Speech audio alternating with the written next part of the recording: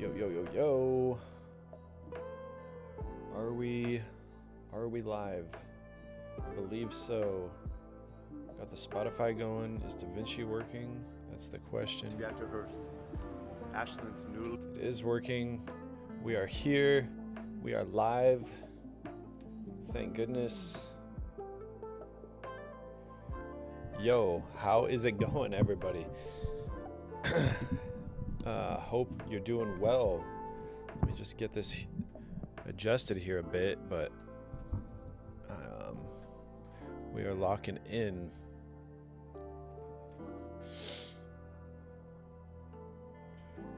Hope everyone is good.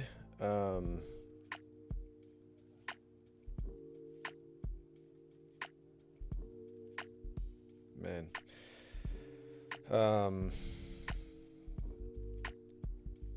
Gentlemen, we are locking in. I'm not trying to do all that necessarily.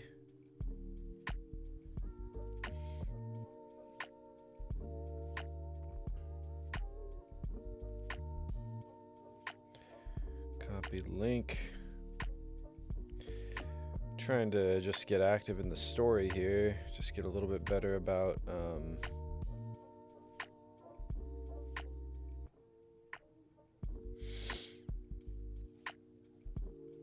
get better about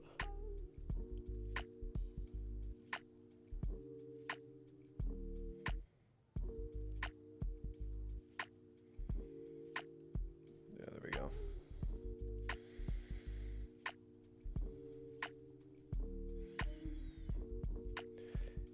Get better about the self-promotion. You know, you got to do it.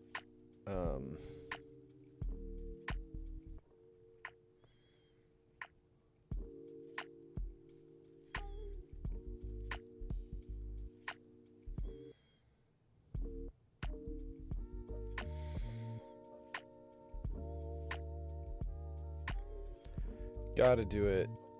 Let's see here. Link.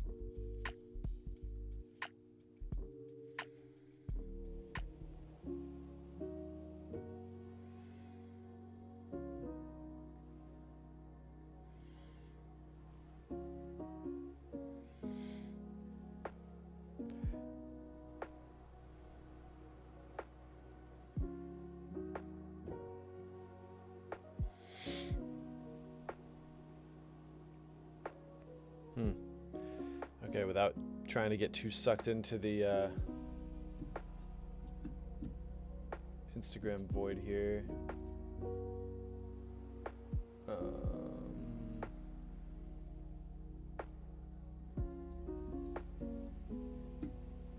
don't really want that there necessarily. There we go.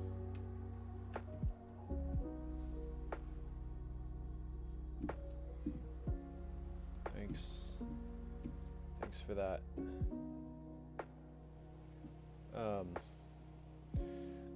Cool. So today, everyone, we're working on something I think really cool.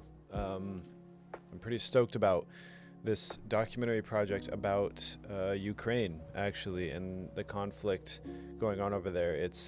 And what I like about it, I mean, there's a lot of things I like about it, but the kind of main thing right now is like it's narrow enough in scope for it to really, I think, be impactful. And what I mean by that is this is about just one specific town here called Sviatohursk. It's a small town in eastern Ukraine, so it's been affected by the war, of course. I mean, here's just one shot from it. This is an apartment building that was destroyed after the Russians attacked and occupied this town for a little bit.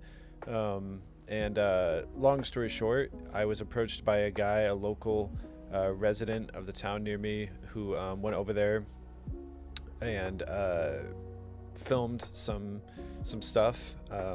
He went over there to do kind of a humanitarian aid project and tried to meet with people of the town, and created like a sister city campaign kind of thing, to help, yeah, just provide general aid to the town, and in more of a sister city like alliance sort of way, and interviewed a bunch of people, visited a bunch of places. This is like a high school, for example. And this is the guy Ben, who's local here, and he's the one who went over there and saw this firsthand and explored it, that kind of thing. This is the mayor of that town in Ukraine. So yeah, and he approached me just needing an editor, essentially. So I obliged, and here we are. So I'm really looking forward to working on this, because I mean, documentary is like that's like my true passion, you know, doing this nonfiction type of stuff. This is the stuff I really enjoy doing. I've done a lot of really great stuff for Base that I've really enjoyed that would fall kind of under that category. And obviously when it's something of this magnitude, this scale, this significance, and this amount of impact, and on top of all of that, I mean, these images are just incredible. The person he took over there was this woman named Allison, and she filmed all this stuff. And I'm trying to find just some, I mean, honestly, all of it's great. The footage is just so well composed. Like, just did a great job finding these details everywhere they went. I mean, let's just look at some of this stuff. Like, just, you know, kept the shooting so simple to the point where it was just like, just a pure joy to look at. I mean, obviously the destruction is terrible, and like the images are very evocative and very powerful. I mean, you see it, just all the shrapnel damage and everything from the attack, and you have this like lone flag sort of just tattered, blowing in the wind kind of thing. Like, just these incredible portraits, really. Like, just how many locked off shots she was able to get was just incredible, and you're seeing just this destruction just firsthand. So, I mean, I honestly, looking at the footage was what really won me over. You know, it'd be one thing if it was like, you know, somebody shows up and tries to film some things on their phone and wants to make a little like recap edit of their trip and for promotional purposes. Like, you know, that's something that I could throw together and help out with for the sake of the message. But really, the quality of the footage was what really sold me and convinced me, like, this is something I want to spend time on and really put some creative effort into. So we're gonna get into it for sure, but yeah, honestly, this is like I'm just really looking forward to it. So where we're at so far is got kind of this intro laid out and started. What I'm actually going to be kind of working on first is this part, which is, I'm going to put this in its own timeline, but this is going to be like a sort of like shorter 2 or 3 minute long promotional sort of edit that kind of showcases what the full edit will look like. And I'm kind of working on them both in conjunction because I'm not really sure like what the actual time is going to look like on this actual project, like total runtime. It's kind of one of those weird like middle of the road scenarios where like you want to strike the balance between it being too short where it doesn't really leave an emotion. I mean, it doesn't linger long enough to really leave a heavy emotion, and you don't, of course, you don't want it too long either, because otherwise, you know, people tune out and you sort of lose some of that effect. So I'm trying to just really strike that balance kind of as I'm editing it and looking at the footage. I mean, there are a lot of really incredible images that I think, you know, people will come away from like really really having a strong proclivity to want to help and want to learn more about the region, the struggle, the people there. So there are some great images just of the buildings and what happened to the city, but there's also a lot of incredible interviews that they did with some citizens there. This old woman had some absolutely beautiful words to say. I've got it all translated and everything. This was their translator that was there on the day. And then they interviewed a couple of high school students and some teachers to see kind of what like the education stuff looks like there, and you hear from these teenagers essentially what their kind of perspective on the war, the conflict, and everything is. And we hear from the mayor. He kind of gives them a tour of the town and they look around at stuff. So really the whole purpose of this is to showcase and give people a sense here in the United States, but more specifically in the town of Ashland, which is like the sister city that sort of adopted this city, or they created this sister city project to develop this sister city relationship with this city in Ukraine. The purpose of this is to just share with the people of Ashland like a little bit about this town and open up their hearts to this newly adopted sister city. So that's really the essence of it. And he honestly lays it out really well in this introduction here. So I'm gonna go through and just kind of keep working away at this and try to find just stuff here. I want to see if I can dock this.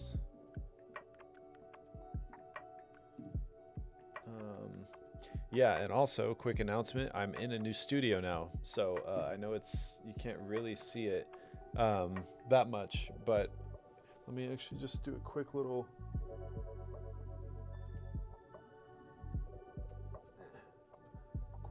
pan here so you can kind of see.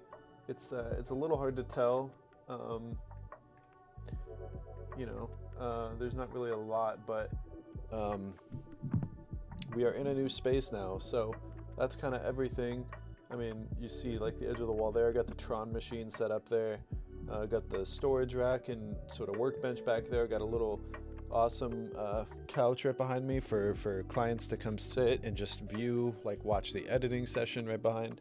And then obviously have the desk here. Maybe I'll do like an actual video that like showcases this whole thing a little bit better. But yeah, for now, this is kind of where we're at. Yeah, I'm stoked to be in the new space. It's a lot better suited to what I actually need. I think it's really awesome being here. And I've finally got it kind of set up the way I want, more or less. I need to put some more stuff on the walls. You can kind of see I have the editing timeline print up there, but that's really it for right now. So we're just gonna be getting used to it and making it work with what we have for now. So yeah.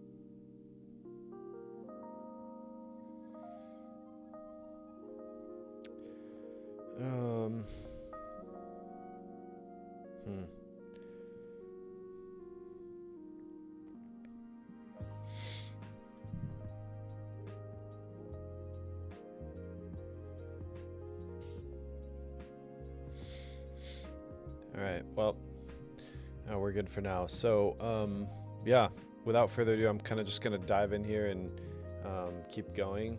And I want to figure out how to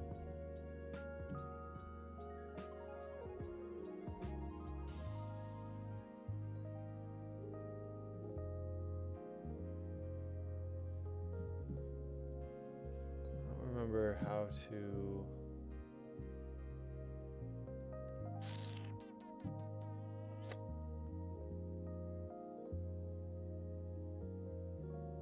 I just want to dock these.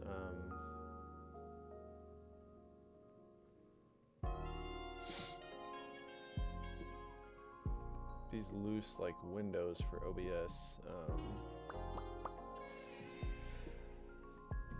I guess it's not the end of the world, but it's just like I can't remember how I did this before.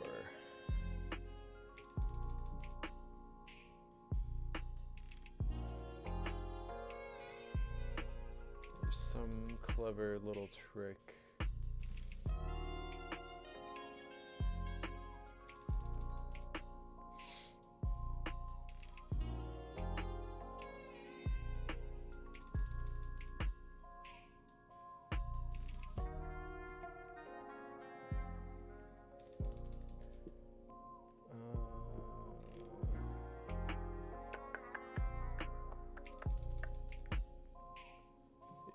Not sure exactly how this is gonna work.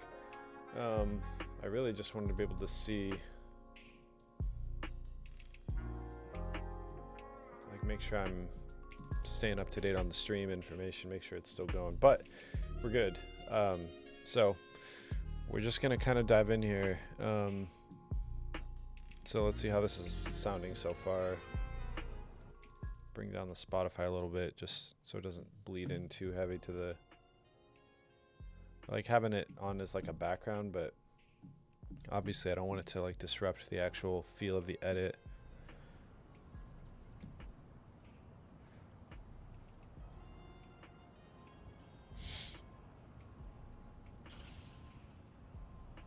Okay, that needs to go by a little bit faster. We're trying to, like, you know, definitely compete for people's attention and keep it.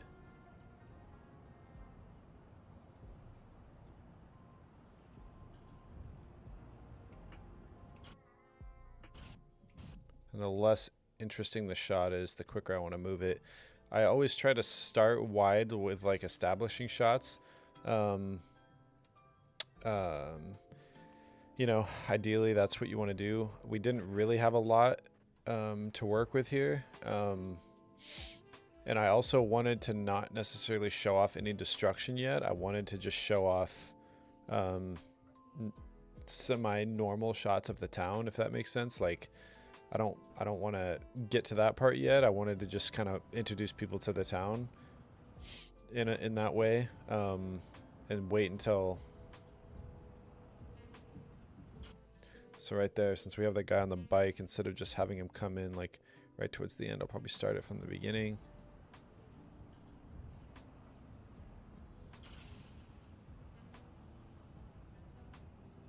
And I might not even use this. I might use this shot.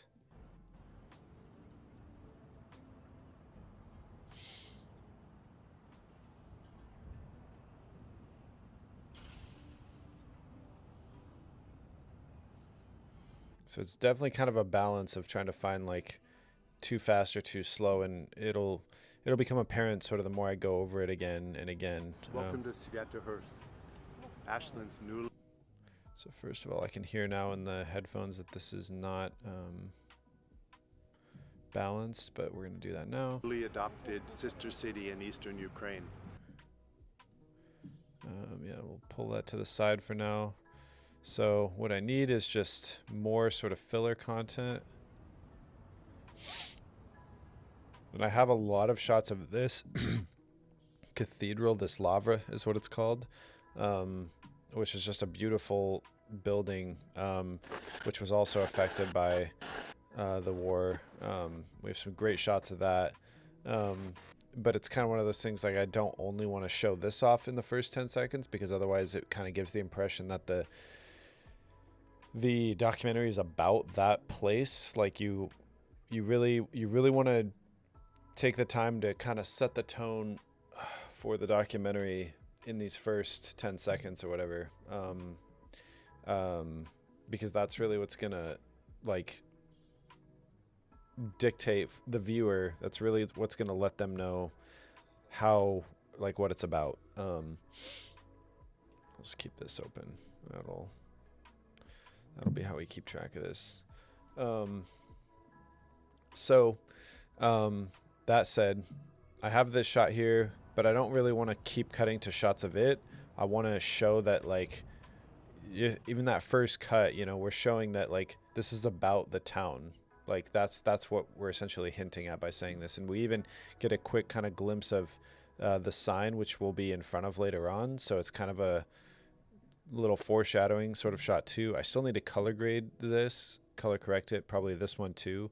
I did this one, which even this looks a little pushed. But the thing is about this footage, it's noteworthy, is I'm not working with the raw video clips. So these are some archived shots, some selects. You can tell these are called nested sequence. From the cinematographer Allison. She went through and found kind of all the best shots, you know, did that part of the hard work and went through and found all the good parts of the footage and exported those all out. So that's essentially the footage that I'm working with. And it was shot in 4K, it sounds like. But right now what I'm working with is full HD versions of the footage. So we might end up getting the 4K versions of these. But I'm not sure. So I kind of just wanted to get started on this without necessarily having it. So we'll see what comes of that. But still, I'll go in and do some kind of color correcting. Like it's still pretty workable. It's not 10-bit, unfortunately, which is what I'm kind of used to working with. Just to have that level of color depth. I mean, you can tell these images are just incredible regardless. You know, composition is going to matter 10 times more than color depth most of the time. So, you know, that's just purely a luxury. But you can kind of tell down here in the vector scope, like I'm a little bit of the information is just kind of digitized. And I have to be kind of gentle with the way I'm pushing these images. So here's a quick before and after. So this is essentially the raw footage I was sent. And with this conversion, it was kind of weird. I couldn't, for the input gamma, I found that Rec 709 was actually the best thing I could do. I couldn't do the typical Sony gamma, even though this was shot on a Sony camera. They all just crushed my colors way too much. And so what that means is that, which just totally makes sense, this was exported, this was exported out of a regular timeline in the Rec 709 color space. I mean, that is by default how clips are exported because that's how they're meant to be seen. So even though these are kind of raw in one sense, in the sense they haven't been color graded, the color space these clips are now encoded with, or the gamma anyways, that these are now encoded with, is Rec 709. So that's what I want to choose as my input. And of course, still I want to choose that as my output as well. But yeah, there's, yeah, I don't know. I think that's the gamma it was put out with. That's just what worked. That was the best looking thing. I still am passing it through the DaVinci Wide gamut and passing it back into it with this clip. So hopefully that's, hopefully this conversion works, but it's so far it's been good. So we will see how that works for the rest of the project. So far, for everything else, I've copy and pasted this setup to, it's worked. I put a quick skin tone correction on this too, because a lot of the skin tones were coming out just a little bit too magenta, is what was noticing. Same with this shot here. Like you can see her face here. Oops. Without it, it's just a little bit living in the magenta. So I just applied this quick, not necessarily a mask, but it's just a filter, or a curves adjustment right here, a hue curve adjustment. So yeah, I mean, it still looks great. And again, like you can tell this was shot on a great like lens, really nice depth of field, really nice fall off on focus. And honestly, of course, more than any of that, just great composition, great content, great mix of close-ups and wide establishing shots, really creative shots. Like, those are the things that are going to matter 1,000 times more and translate way more than, you know, the color depth stuff. Those are all just, I see those as you know, just extras kind of thing. Like, those are like cherry on top sort of things. So yeah, a lot of footage to go through. Let's dive into here. Let me try to find some more footage for this.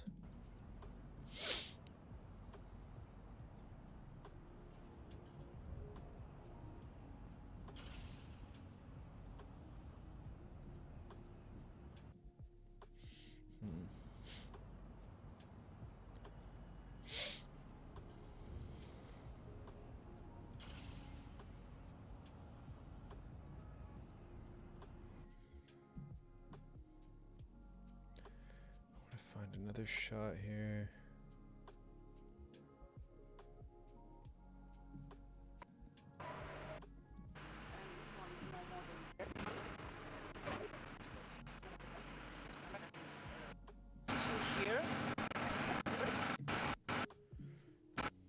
Maybe some kind of establishing shot.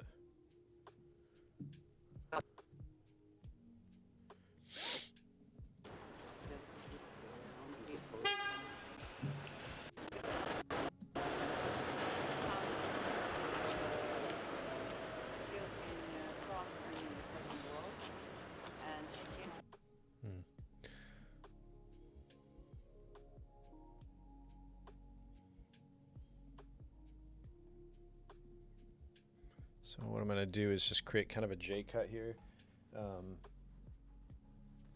Out of this clip, I think this is just a nice little welcoming sort of shot. A J and an L cut, actually, with the audio and video.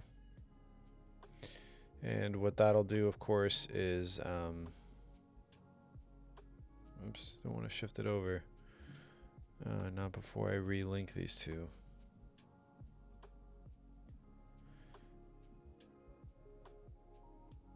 There we go. I'm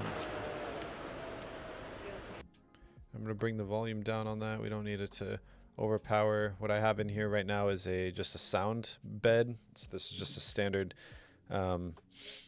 urban evening, just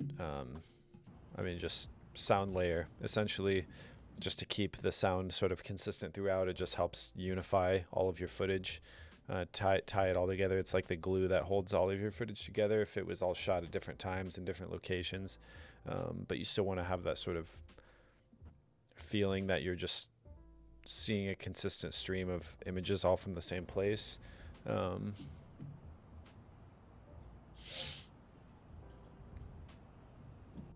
And this shot, honestly, I don't exactly remember where that's from.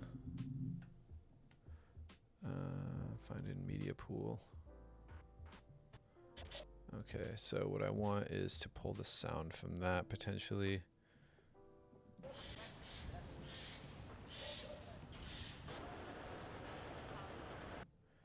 Okay, I'm gonna unlink these again. I don't want that to come in that soon. So this is the audio 326 for this video, 326. So I want to create a J cut for sure. But I don't want it to start this early necessarily. I want it to be more like somewhere around here. I'm going to also extend that out and fade it in. I might need to bring down the sound a little more. And then this one, I'm also going to create a J cut out of it. You know, you just want to overlap these a little bit, but you also want them to be subtle enough where they don't drown out this. Like, you don't want it to be too distinct, but you want to feel a little bit like, especially when you have a shot that there's movement like that in it, like part of you kind of expects to hear the bike passing by. And I'm going to correct this, but we should at least hear a subtle amount of it. And I'm going to try to drag this back a little more.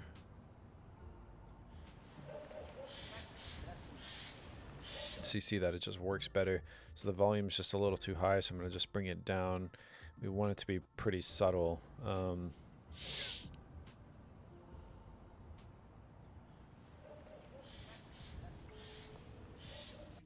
It's a bummer that this can't come a little farther back.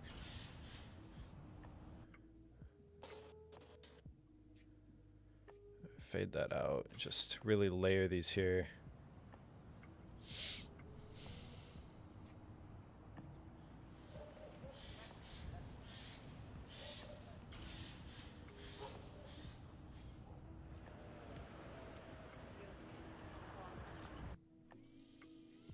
And ideally this should start around the same time that's ending, just so we have like a continuous like amount of sound, if that makes sense. And this goes to this one here, so I'm going to do the same thing where I just sort of layer that in and out. And also bring this, I'm going to shorten that significantly, there we go.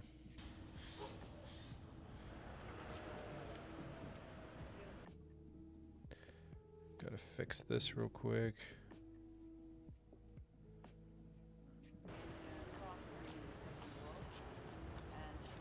Welcome to Sviatohorsk, Ashland's newly adopted sister city in eastern Ukraine.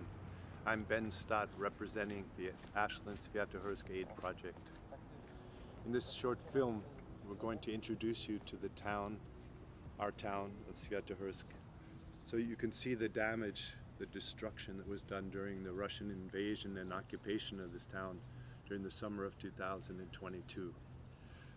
Also, you'll get to see the faces. So instead of this shot, so you kind of get a sense of like what I'm going for there.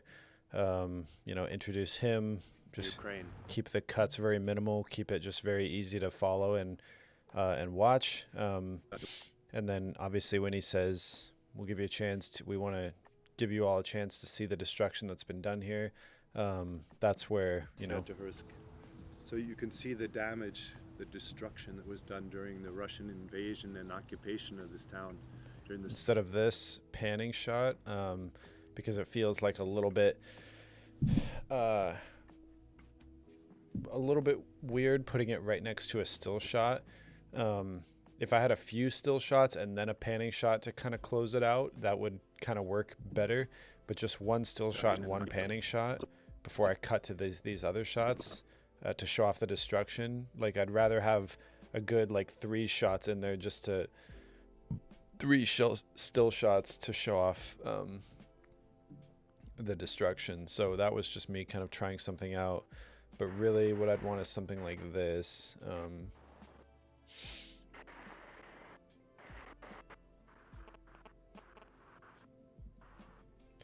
And I don't have to worry about using the sound from these because there's not really any motion. Obviously there's that little buzzing that I'm not going to want to use.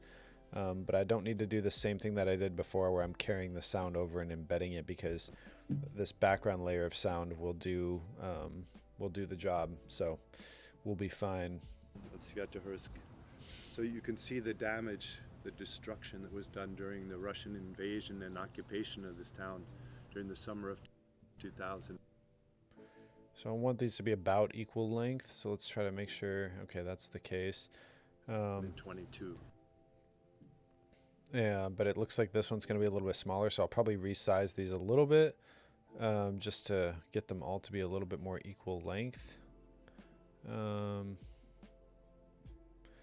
I could come in here with some math and get them maybe a little bit more perfect, but I think we'll be fine. You know, that's pretty good. That's pretty close. So instead of that clip there, obviously, we're going to do something different. Something like this. I want it to be a little bit different than the previous shot. The other thing that's a little tough is this is obviously a high angle shot, so it's tilted up quite a bit. And this is almost the opposite. So it's a little disjointed feeling just because of how low to the ground this shot is. And it's like looking straight on.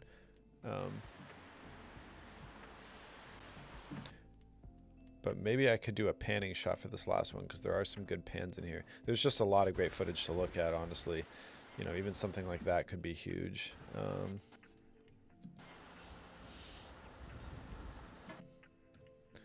Just grab a still from that. I mean, that's what I'm saying. Like, she really shot this with the intention of getting portraits, you know, like these are portraits of this town. So let's see how this kind of feels. I'm going to run it back.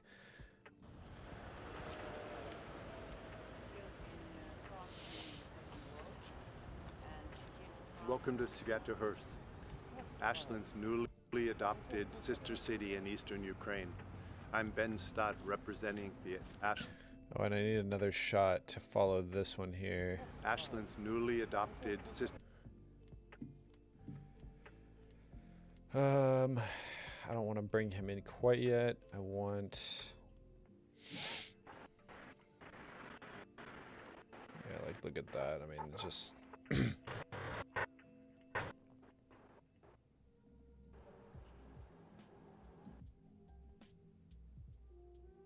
Maybe come back to this building.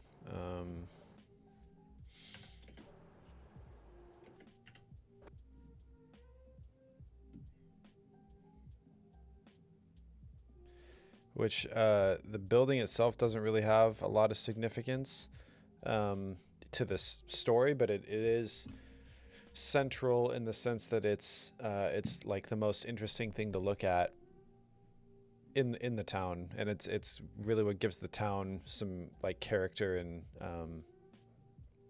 history and just significance. It's obviously beautiful to look at, but yeah, let's see how this looks all together now.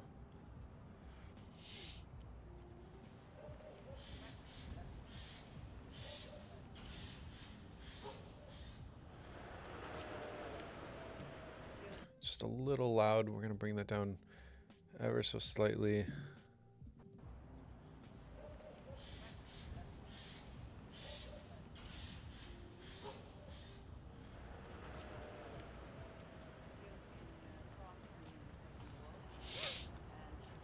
Welcome to Sviatohorsk, Ashland's newly adopted sister city in eastern Ukraine. I'm Ben Stott representing the Ashland Sviatohorsk Aid Project.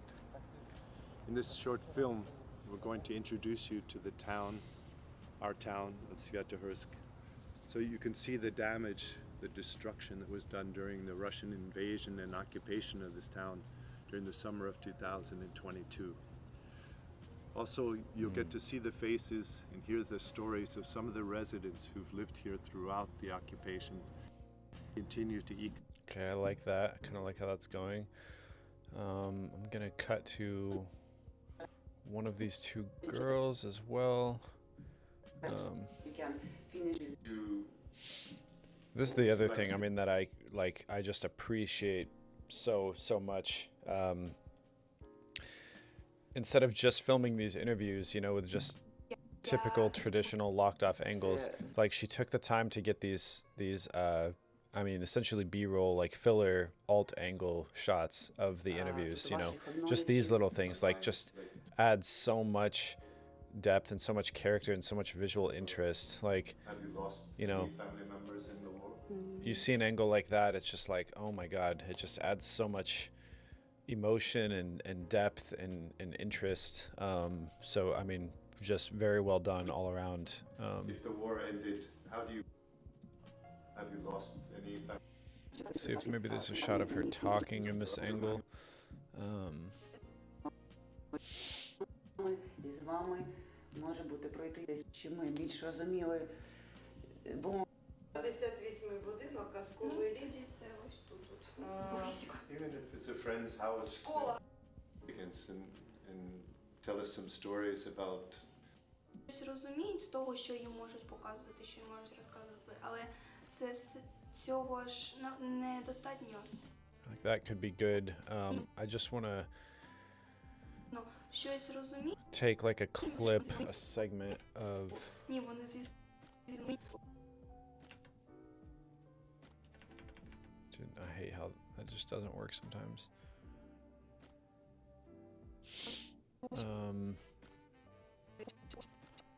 I don't really want to use like the direct shot of the interview. I'd much rather use що люди з Ашленду one of these like kind of interesting angles for this part, because right at the beginning, you know, I just want to have a shot here for when he says we're gonna lived here throughout. hear from some of the residents of the town. It'll just be Hear the like stories of some of the residents who've lived here throughout the occupation and continue to eke out a living despite. These girls ask, I just want to have like, I mean, it doesn't matter that much. This is just kind of a matter of taste. Like, I just think it'd be cool to tease чи ви the втратили fact that we're колись- doing interviews with people. Like, this looks maybe a little too dramatic for this particular А shot. може бути якось фізично, матеріально. And then obviously, Якщо I don't want a shot of them just sitting still when he's saying you're going to hear from people. I want them to actually be talking. Це проживали не в нашому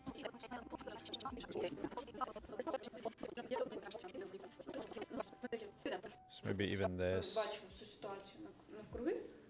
Ми такі.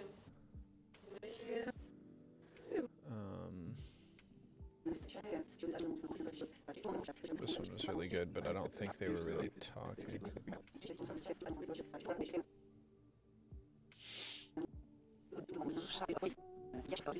Якось фізично.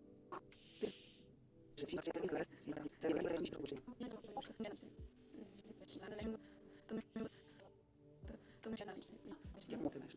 Я хотіла або в Київ, або дуже хочеться, а мені там взагалі не знаю. Ось. And choosing the right clip, like, this is really, like, in my mind, this is one of those things that, like, really defines who you are, you know? And this is, like with anything, like, this is how you know, this is one of those moments where you really, like, decide kind of who you are as an editor or as whatever you're doing. In this case, editing, obviously, but what you decide to put in and how you make creative decisions is part of your creative identity. Like, that is your creative identity, what creative decisions you make. And so, like, this is really where I want to take the time to make these decisions, like, because I could just, Тому що я не знаю. willy-nilly just grab a little snippet of this clip and drop it in here, and more or less it would achieve relatively the same effect. But every decision, from how long you keep a shot on the screen, to what order you put the shots in the screen, to what things you choose to show at what time, and for how long, what the duration of what you're showing on screen, like, all of those things, it may not really feel like a decision. It might feel more like a choice, which is what a good distinction I've heard. I think Alex Hormozi talked about, other people have talked about, like,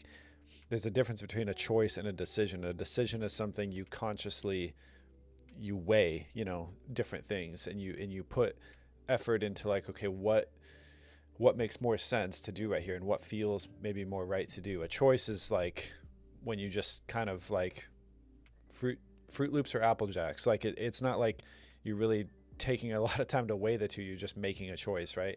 And I think it's so easy to do this kind of work and just make choices when it comes to editing. Like, and granted, I think there's definitely a time and a place, right? Like, you don't want to necessarily be investing hours of decision-making time into making super minute decisions if it's going to be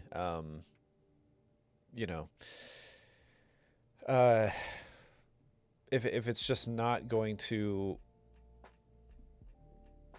if it's going to be more stress than it's worth, if that makes sense. Like, and I feel like I tend to have a good sense of, like, when to strike that balance, but it doesn't mean I want to go through and only make choices. Like, whenever there is a time to make a decision, I want to take the time to make it. Like, whenever I recognize that, let me put a little bit more thought into this, I want to do that. And there's a balance, of course. Like, you don't want to, again, spend too long, but this is one of those things, like, I definitely want to show them in this sequence here.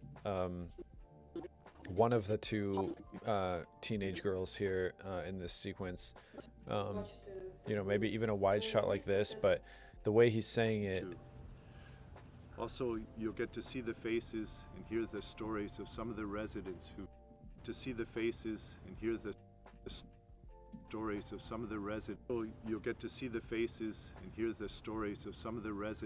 lived. I kind of want to do it along with the pace of how he's talking to hear the faces and some of the stories of some of the people that have lived here. Like there's sort of just natural, I feel like, cutting points in the way he's speaking that's what I want to motivate the cuts, like when they come in. And just playing it back just now, that's what. Also, you'll get to see the faces and hear the stories of some of the residents. That was maybe a little short. So you'll get to see the faces and hear the stories of some of the residents who've lived here throughout the occupation. So some of the residents who've lived.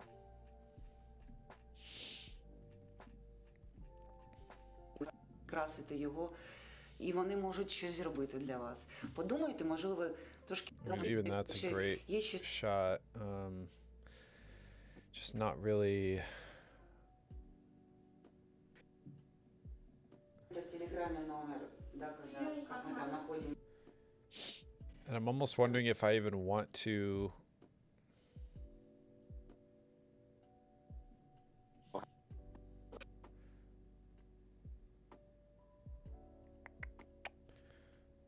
Like now that I think about it, I kind of want to have a shot that includes both of them in it.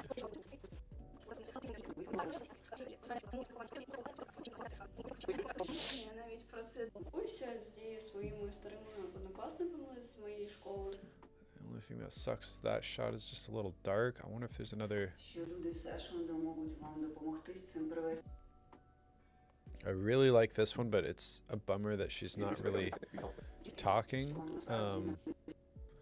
But maybe it still works. I don't know. We'll just. Правді не вистачає, що люди Because I like how it shows both of them in it, and it's just a good composition too. So you'll get to see the faces and hear the stories of some of the residents who've lived here throughout the occupation and continue to eke out.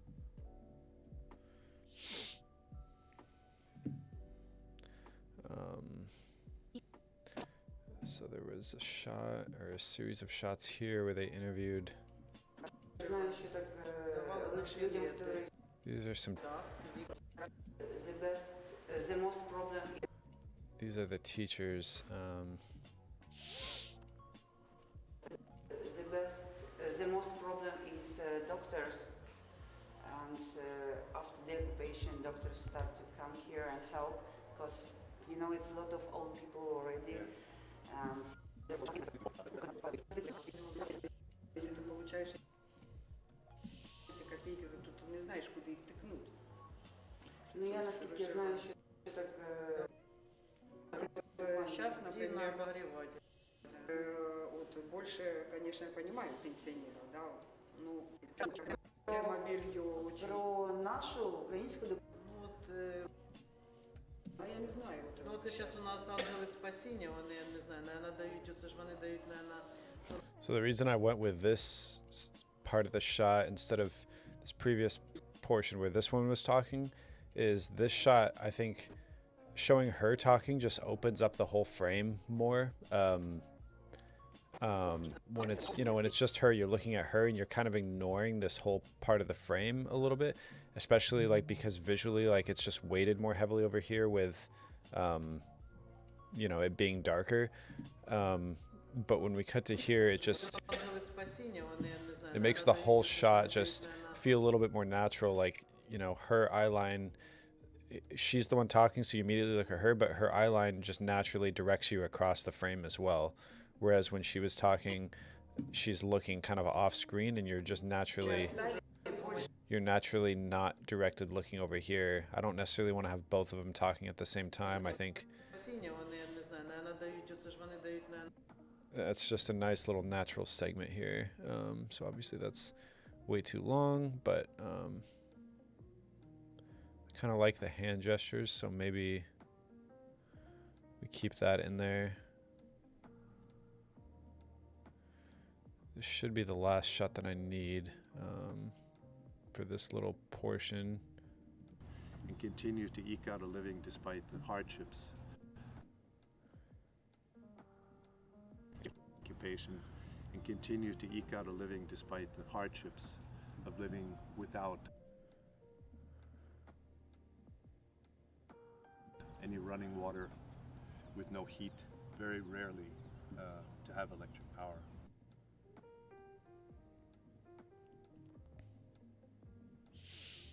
Let's see, did I? Okay, I gotta change that. Also, So it's kind of nice he does this introduction because it really just, it summarizes really well like what the essence of this project is, and it lets the audience, you know, the viewer know like, okay, this is what you're going to expect to see from this. We just want to, you know, it doesn't leave anything, there's no mystery to it. Like it's kind of cool, honestly. He does this, like you're going to hear from people, you're going to see the town, and you're going to just hopefully get a sense of understanding what it's been like for people living here in this town without heat, without power, without water, just so well put. Let me run it back again, just kind of get a feel for this.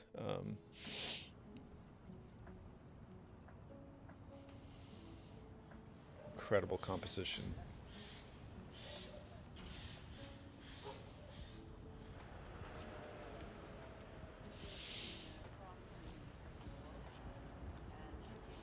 welcome to Sviatohorsk, Ashland's newly adopted sister city in eastern Ukraine.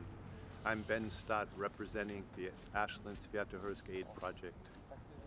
In this short film, we're going to introduce you to the town, our town of Sviatohorsk, so you can see the damage, the destruction that was done during the Russian invasion and occupation of this town during the summer of 2022. Also, you'll get to see the faces and hear the stories of some of the residents who've lived here throughout the occupation and continue to eke out a living despite the hardships of living without any running water, with no heat, very rarely to have electric power. Also, we want you to... Obviously, this color grading is a little bit different as well. Let me just fix that real quick. It won't be an easy copy paste though, because I actually applied a magic mask to the adopted sister city Ben in eastern here, which is fine. We can just retrace it is all. So I want to make sure I have the node selected that has the mask on it, and then go back to the mask. And you'll see it says stroke 1 here, but there's no like information.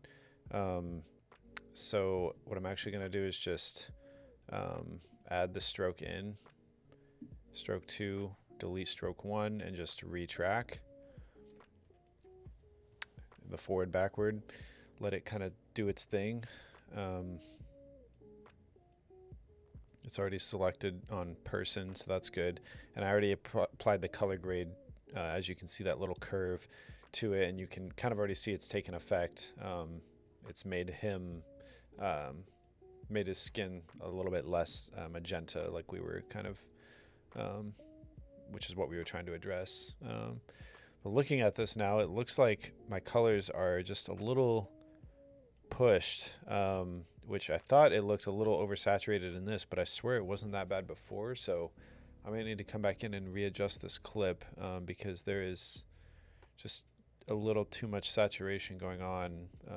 So I'll address that at this node level. The mask itself should be fine, but the shot or the node before it is where the issue is.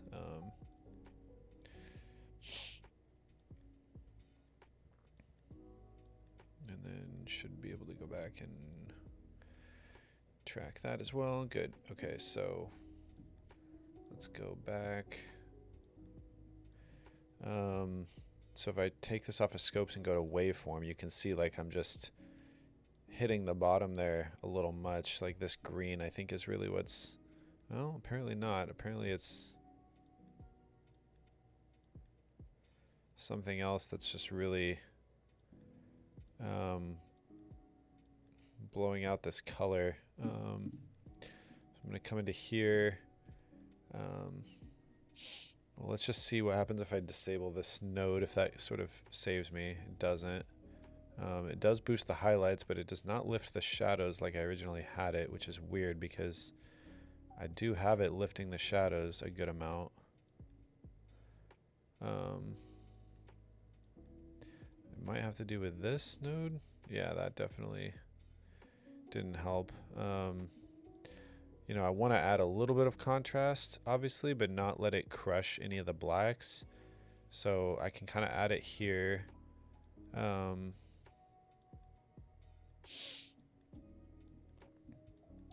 then maybe I can add some saturation back in, but I don't want to push it too much, obviously.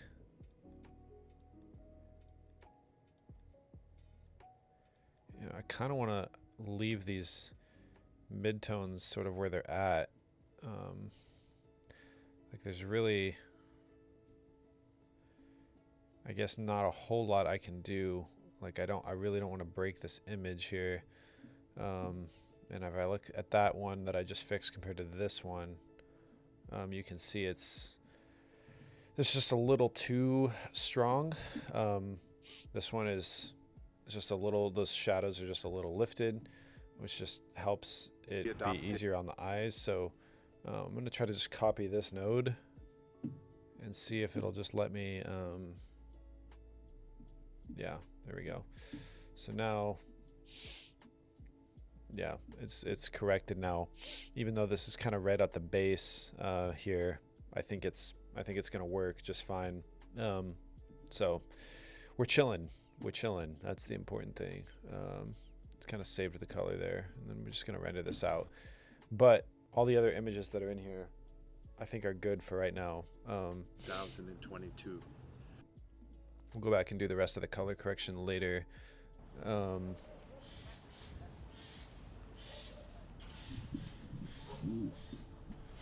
See how this is feeling.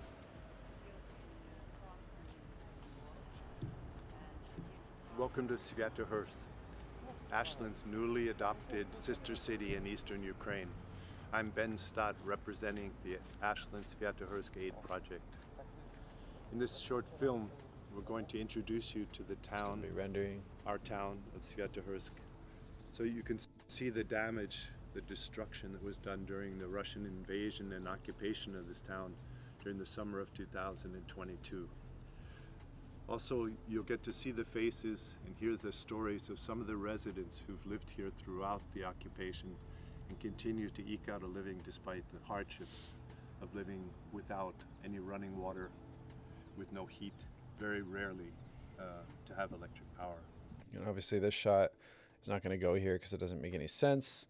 But I do have a cut here because I had to just cut something out of the audio. So I do need to cover it up with something. And if he's mentioning just not having power, not having that kind of thing, you know, I want to try to hint at that in some way. Not having water, not having power. They were able to get like a water filtration station provided by like humanitarian aid. So they have that now, which is amazing to hear. But obviously we want to show, well, actually, something like this, perhaps, that shows like, you know, this is what it's like for people to live here without basic needs and necessities. You know, they have to gather at places like this to receive aid, and, you know, just essentially wait for it to come in. So luckily, I mean, thankfully, there's a lot of just incredible work being done by incredible organizations. I think he mentioned these particular people are from Italy or something. This is like an Italian place. So, I mean, they are, you know, this is very much being seen as like a globally involved endeavor, helping these people. So especially in these towns, you know, these aren't major cities in Ukraine, of course. These are just sort of outlying small towns, and it's the population skews pretty old. So you know, all the younger men and boys, of course, like went off to fight, sort of thing. So so maybe a shot like this for that transition period. Something like this.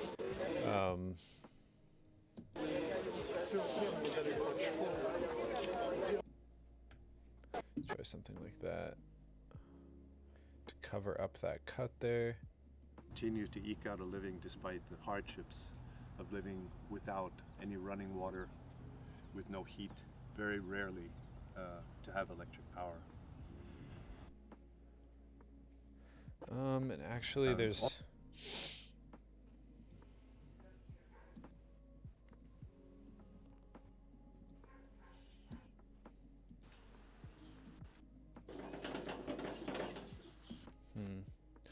I'm sure there's something in here that I could use that's Конечно. that kind of would touch on that.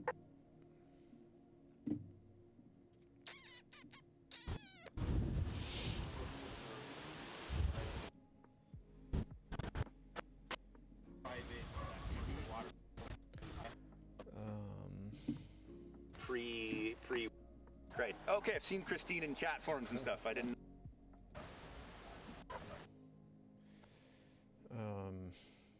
So it doesn't necessarily have to show like one for one exactly what he's talking about, but I just want people to very rarely to have electric power.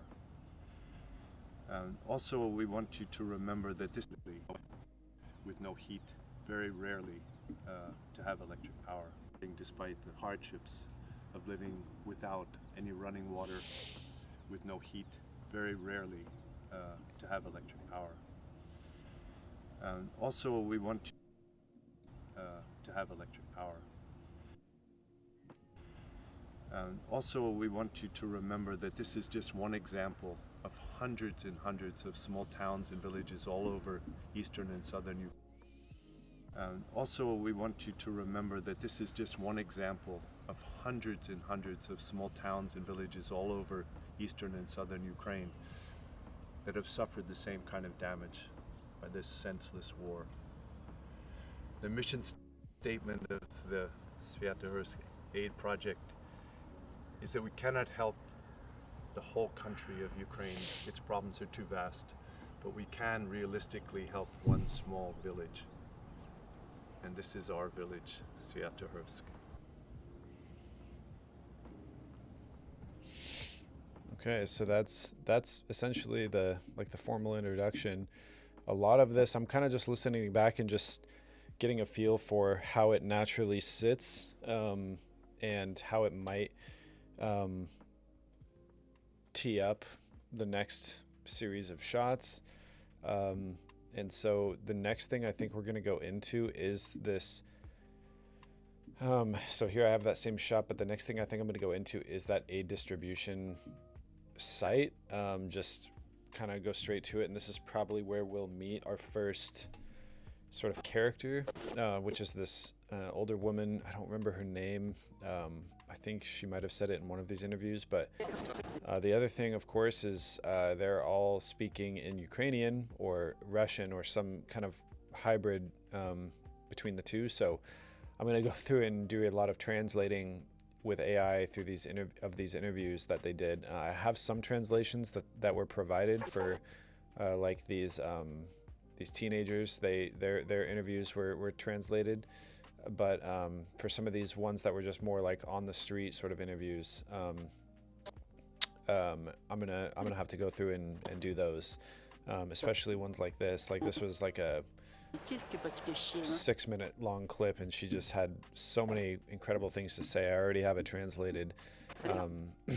I'd already gone through and translated that one and read through it. So part of this too will be going through and finding like the key lines or phrases from these different people, and finding, okay, what parts of it are we going to use, and in what order we're going to put them, and where we're going to put them, how we're going to include them, that kind of thing. So starting off, let me kind of just finish this little sequence here. Without any running water, with no heat, very rarely. That's, you don't want to show the cut. With no heat, very rarely to have electric power. Yeah, I don't think this really works here, unfortunately. I don't think I really want to show. I guess this is good, like that's a big generator. Kind of just found that.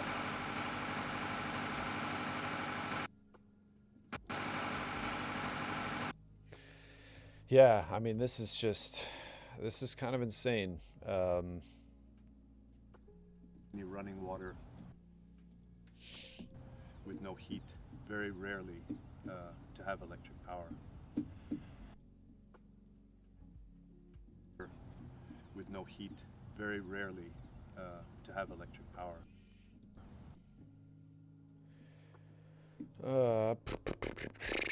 Maybe one more shot there of. I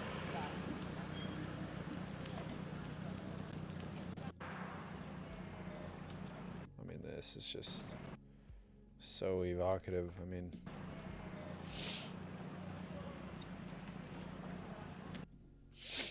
mean, props to Alice and the cinematographer again for just knowing, just having that eye, you know, for these shots. Like, it's really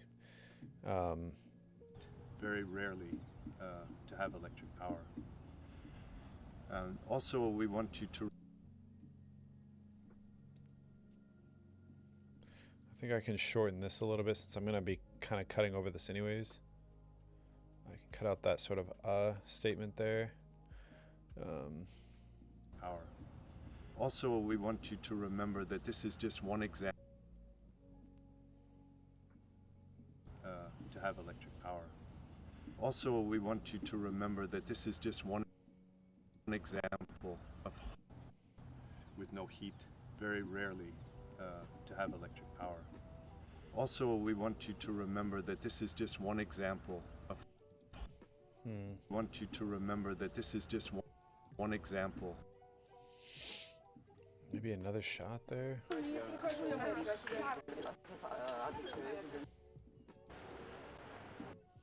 so many cool shots she got of like the dogs and cats too.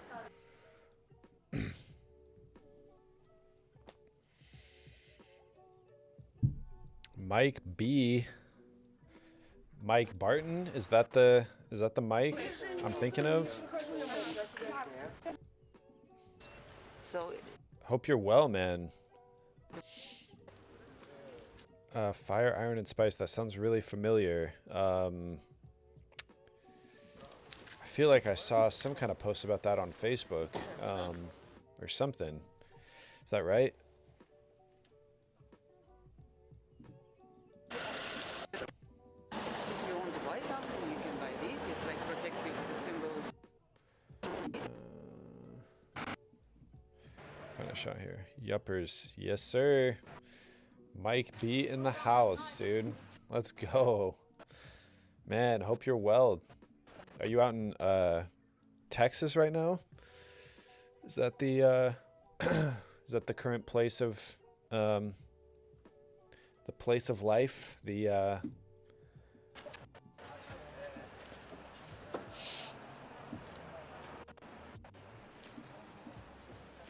homestead. I'm trying to find a fucking kind of a specific shot, but Also, we want you to remember that, to have with no heat, very rarely to have electric power. make that go a little quicker. Also, we want you to remember running water with no heat, very rarely Oh, that's right. to have electric power. Also, How's that going, man? Are you still are you cooking now? Or more so doing content type stuff, or both? I remember you were gonna start cooking a lot more, but I don't remember if it was like you were gonna do it like in conjunction with a show, or with a or just cooking just for the sake of cooking. I couldn't remember.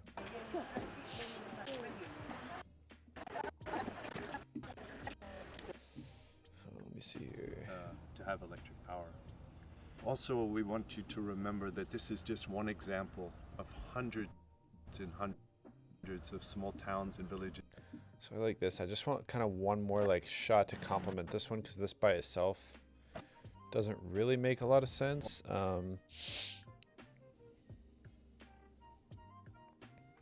New Mexico. Damn, dude. Back in the control room. Well, hopefully the pay is pretty good though, or good then. I mean,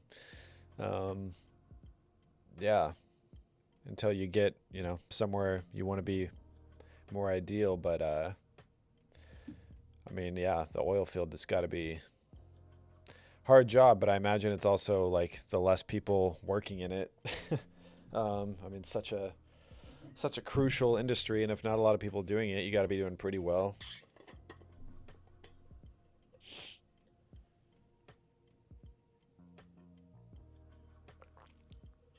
And if you're more so working in the control room, hopefully that means you're doing less work with your hands, you know, less like hard labor type stuff. Obviously it's still a lot of mental labor, but hopefully it's a little bit easier. Probably you want here and local people from other villages.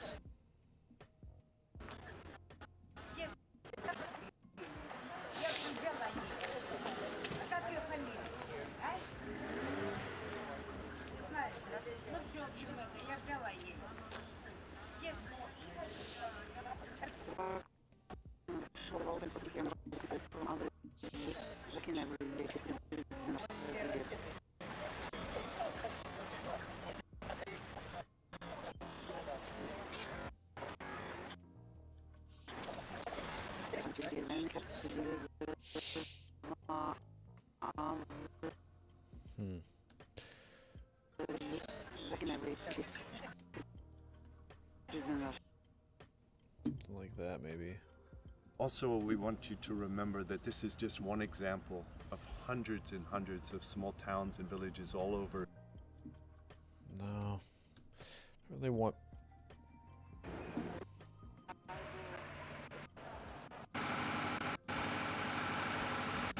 mean, the generator is kind of huge, but I kind of want to go back to like. Well, this will be its whole own like little chapter, I guess. This destroyed apartment complex. I mean, there's just so many unbelievable shots in here that they got. And then they got this interview with this guy outside who talked about how these cats saved his life. He slept with,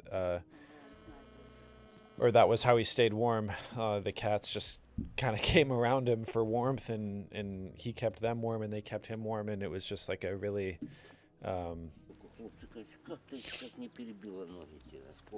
just a really fascinating interview. And I guess this guy is the only guy left living in this apartment complex. Everyone else, of course, moved out, evacuated. He's the only one living there, so he gave him kind of a tour of this building, and that was how they were allowed to walk through and get some of this footage of it. But it's just like this level of decimation is just like really, really hard for people to imagine. Obviously, I mean, it's hard for me to imagine just walking through just a completely building, like a building that's just been destroyed suddenly. It's not like it's slow deterioration of a building. I mean, we all kind of know, you know, we all kind of know what it's like to just be through kind of like below code buildings, we'll call them, but ones that have just been absolutely demolished, and like just clearly, especially when you see like all the ones that are still standing, and then you just pan over to the right and you see like just the gaping hole in it. Like it's just and then you have this like playground right here in the foreground. I mean, it's just heartbreaking, really.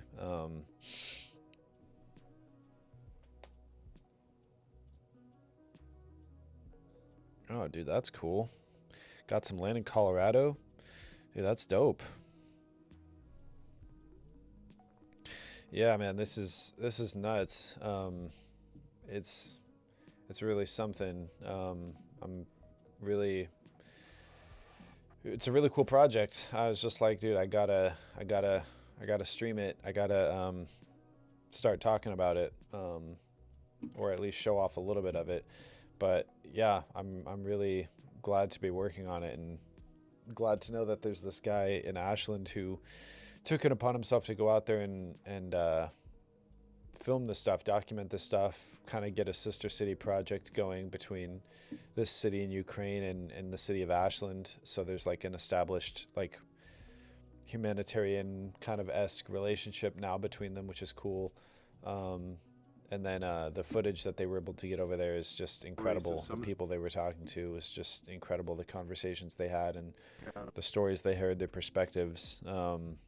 But yeah, I'm really stoked on it. Very rare. To be working on it for sure. Also, we want you to remember that this is just. So what I need is, yeah, maybe something like this. Just a quick little. But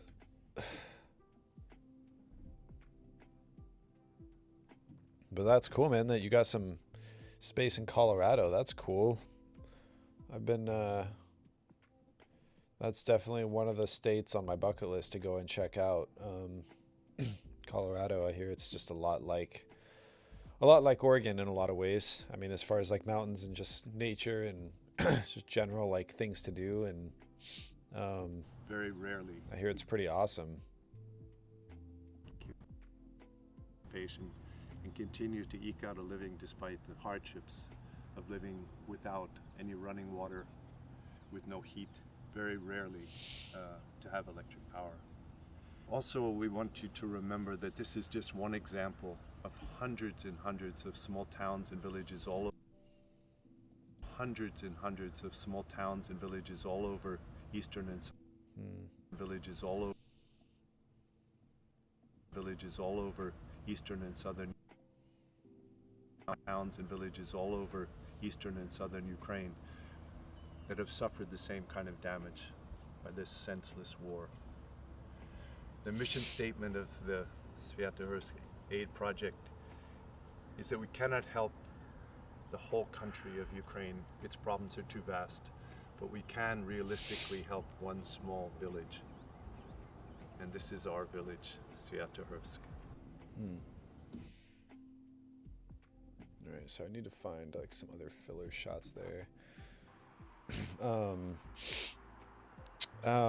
This project I've only been working on for like about a week actually. I just he just reached out like a week and a half ago, and I met with this guy a few days ago, or like about a week ago, I guess, and then kind of just downloaded all the footage and just got started on it within the last few days. So pretty recent. I need to, just this is kind of one of the next things. I'm pretty busy this month with other stuff too, but this was like, I just wanted to kind of make some progress on this today.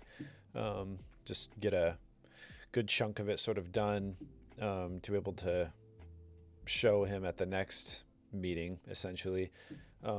But that's sort of the goal for today.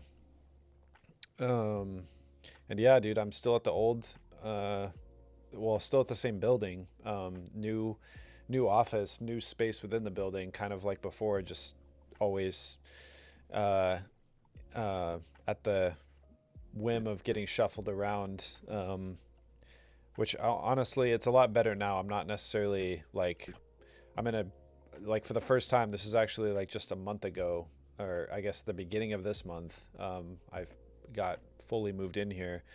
But this unit that I'm in right now, it's smaller than where I was before, but I don't have to worry about getting kicked out at any time, because before it was nice because I was in like a bigger space, so I not only had room for like desk and everything, but like I could film interviews there and stuff, and I had like tons of space for all the equipment and everything, and I could set up like a little corner to film in and do photo shoots and video shoots, that kind of thing. But now it's that was kind of just like a arrangement. They were willing to kind of give me a deal on the bigger space where I didn't have to pay as much just until they found somebody to fill it, kind of thing. So that was like for a year, honestly, I was in that bigger space, which was really nice. to have, but it's kind of one of those things I never really got fully settled in there. I didn't really put a ton of time in trying to like set it up the way I wanted, because I knew it was like only a matter of time, like anytime I could just get kicked out sort of thing. So, but now I'm in this space, which is, you know, more modest for sure, but it's also like a lot easier for me to set it up the way I want it and everything. And I got to declutter just a lot of stuff and really like hone in on what I really wanted essentially in the space. And honestly, you know, I have enough room for my desk and then storage rack for gear. And I mean, that's, for the most part, that's all I need.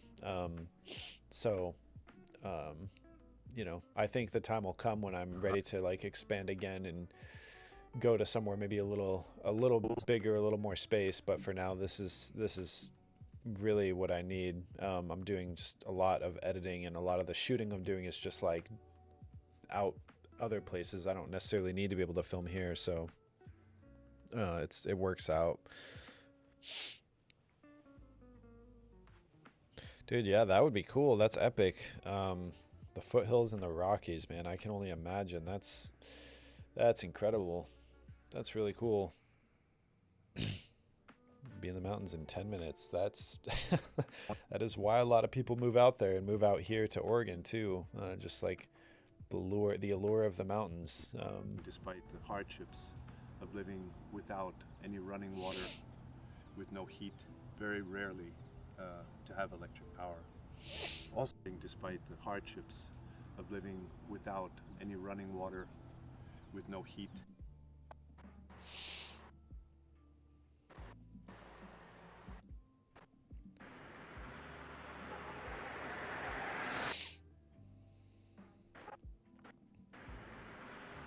I might just do like a shot like this to cover this up, because I honestly want to show. I don't necessarily want to keep the camera on him for a long time. Like, I'd rather just use a lot of this for B-roll and only come back to him once he starts talking about That have suffered the same kind of damage by this senseless war. like when he says Over eastern and southern hundreds of small towns. An example of hundreds and hundreds of small towns and villages all over eastern and southern Ukraine that have suffered the same kind of damage by this senseless war.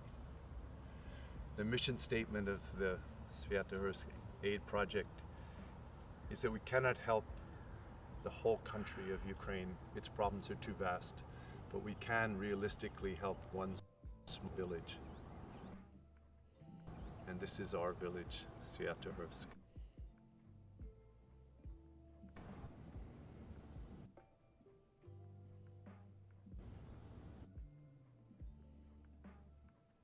This is our village, Sviatohorsk. okay, so This is our village, Sviatohorsk.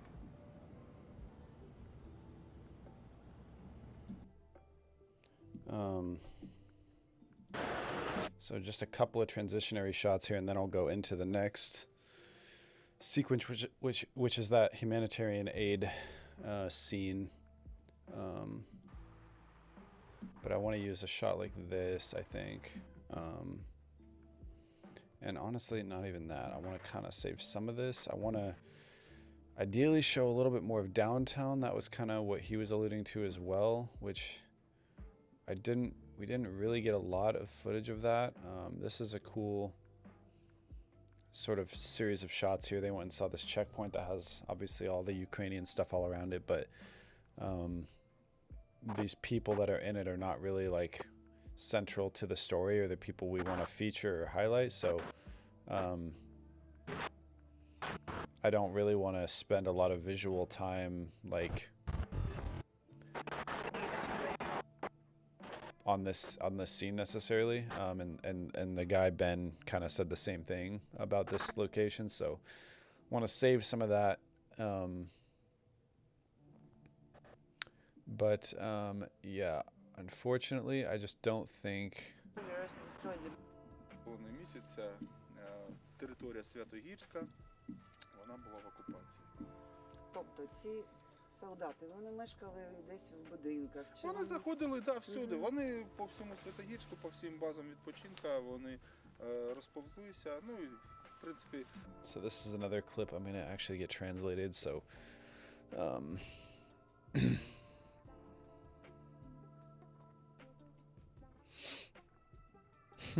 that's awesome, man. I appreciate that. That's cool to hear you're tuning in. I'm definitely not super active. I mean, I'm trying to. You can kind of see I've tried to do some live stream stuff every now and then. Just walking through editing and just like doing my thing, essentially, just kind of live streaming my work, really. I mean, that's really all it is. It's just like, let me just hit the live stream button, just make some content out of it. Obviously, I don't have to go back and edit any of it. It's all just kind of there on YouTube. Yeah, no, I appreciate it, man. That's cool to hear you're able to tune in. That's why I do it, just trying to keep it, yeah, just trying to stay active on social media and all the places I can. This is a pretty good one. You know, somebody getting their...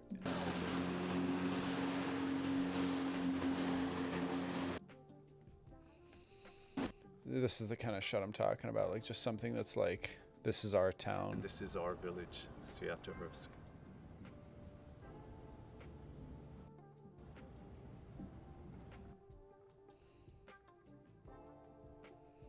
So this is actually where I might grab the sound and just do another J and L cut here.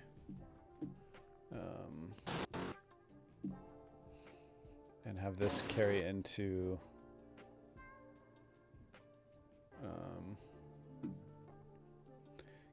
the next scene, essentially. Sviatohursk.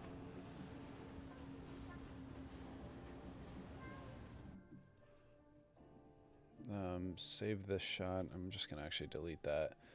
This is just a cool shot, but also not really needed right now.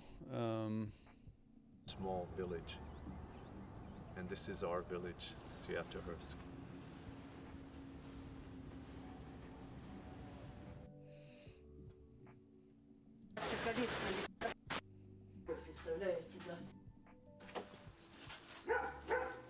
Буду вспоминать добрым словом вас. Всего храни Господь вас. Большое спасибо. Храни Господь. Всего доброго. Большое спасибо. Видите, нас фотографирует, что мы друзья. Да. Поможи, Господи, вам.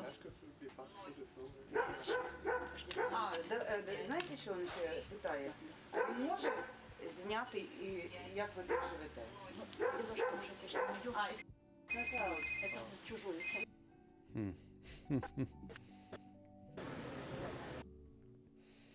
I don't necessarily want to make this the first shot, but definitely one of the early ones. I mean, it's just so easy. It's just like you can throw in a shot of the dogs and be fine.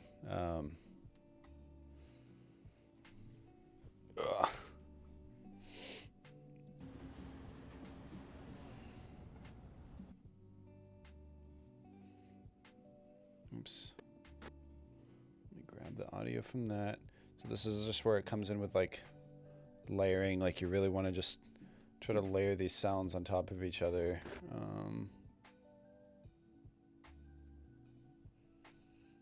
Just get some J and L cuts, and yeah, this might not come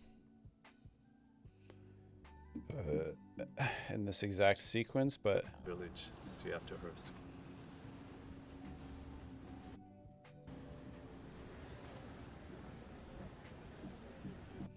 in fact, I kind of like one thing that this clip is lacking, I think, is like human voices in the background, whereas this one you can definitely hear some. So that's why I'm extending this one out, because I could hear some human voices in it. And for this part, I really want to, even though you can't really hear it, it's ever so subtly, you can kind of hear the chewing sounds. It'll just help connect it in people's minds, and with that like very low sort of murmur of human chatter in the background. Sviatohursk. With that car passing, you really want to hear that, so I might even bring that up a little bit. bring this down a little bit. I'm just kind of mixing and matching right now. Sviatohursk.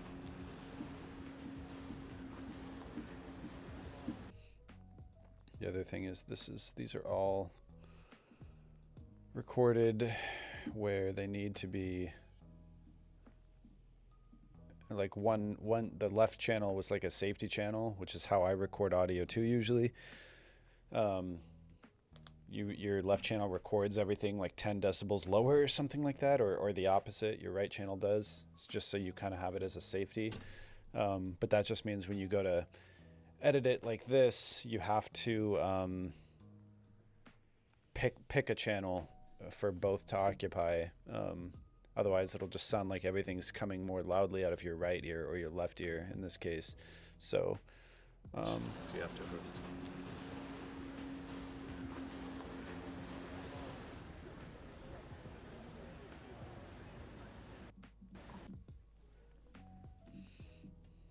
yeah, I kind of like that. And then we go to some shots of actual humans. What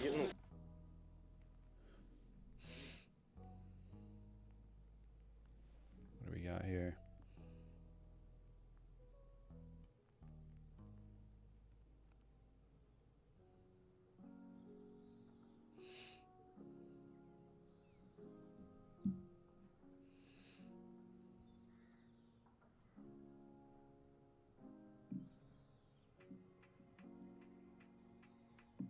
Okay, I didn't want that to be bleeding over.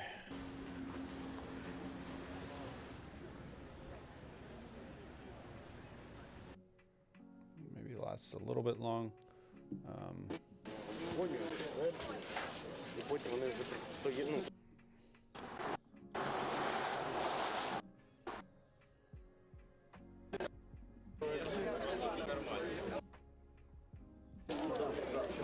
So this is a shot that I didn't use before, but now I want to.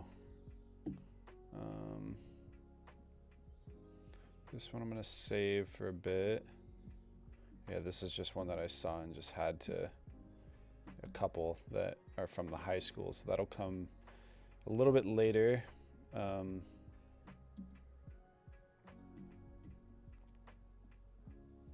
This one will also come later. Bring down the volume on this a bit. And also sort of J-cut it.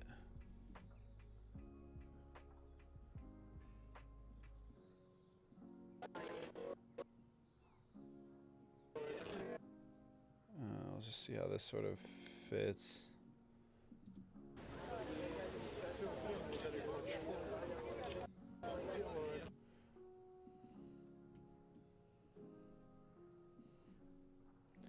And I'll show a few shots of people, you know, try to make it obvious what people are doing here. And I'll either use text on the screen, or Ben, the guy kind of in charge of this, mentioned he would also be willing to lend his voice to do like voiceover dubs to explain kind of what's going on. So he's the same, you know, person who will sort of introduce the project, and then we'll hear his voice kind of come in to narrate like what people are seeing, if we don't have like an interview to go along with the visuals that we're seeing. So man, where was that shot I was just looking at? I really liked it. It was somebody, yeah, this one.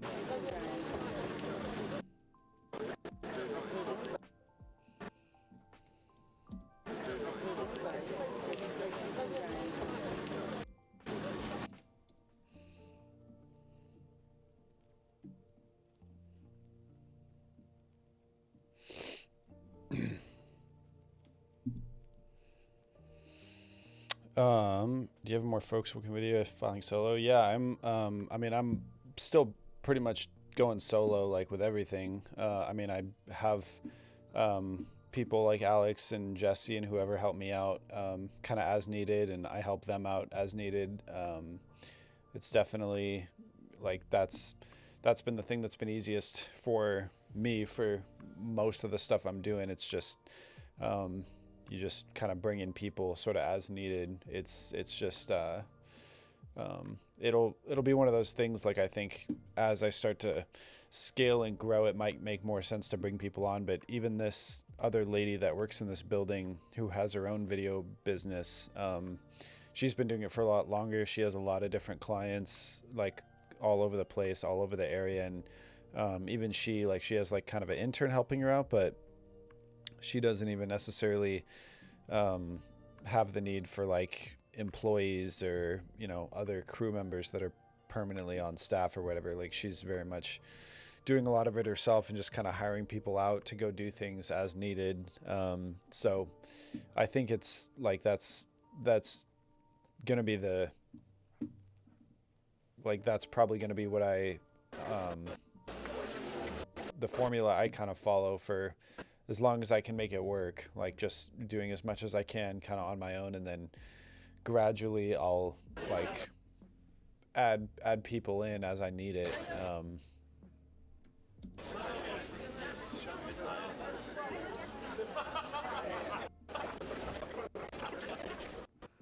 Let's see.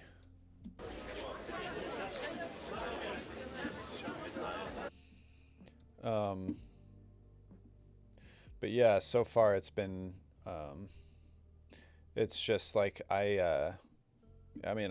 most of what I'm doing is the bass stuff still, which is kind of same as before. It's like a lot of it I can kind of just do on my own, but every once in a while there will be maybe a shoot where I need to recruit some help, or maybe a little bit of editing here and there. But now this is actually my full-time thing. So like, I think the last time we talked, I was still working like a part-time job, either at the dental lab or whatever I was doing, kind of in addition to doing this stuff. But now this is my full-time grind. So yeah, it's been a new adventure living that life. Just fully diving into this. So yeah, just doing a lot of stuff with bass, and then every once in a while I get little projects like this that pop up, you know, and it's like a cool reprieve from the usual. And this is like very much something that I want to keep on my not resume, but I guess that is the best way to think about it, reel or resume. Like, this is just a cool project to have in your portfolio. That's kind of what I was going for, like just a cool sort of project to have. I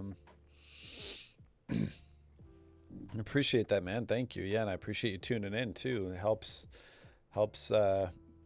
having someone in the chat logs. I mean, I kind of just record it all and talk through my thought process the same regardless, but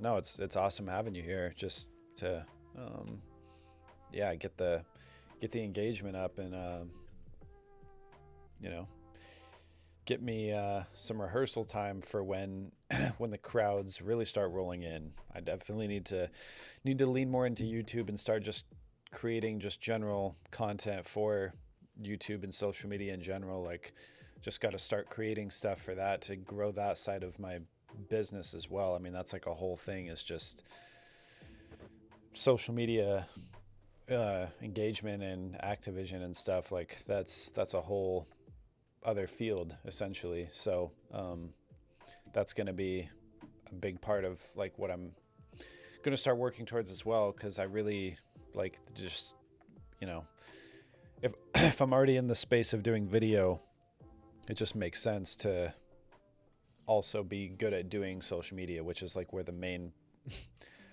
platform of where video lives, you know, like it just all goes together.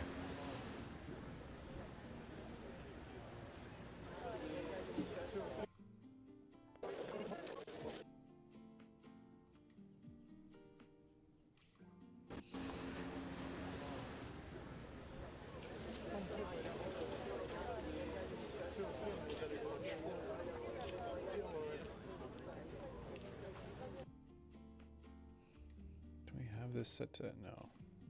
So I'm glad I'm wearing the headphones because I can really distinctly hear when I'm getting more sound in one ear than the other. That's exactly what's happening right now.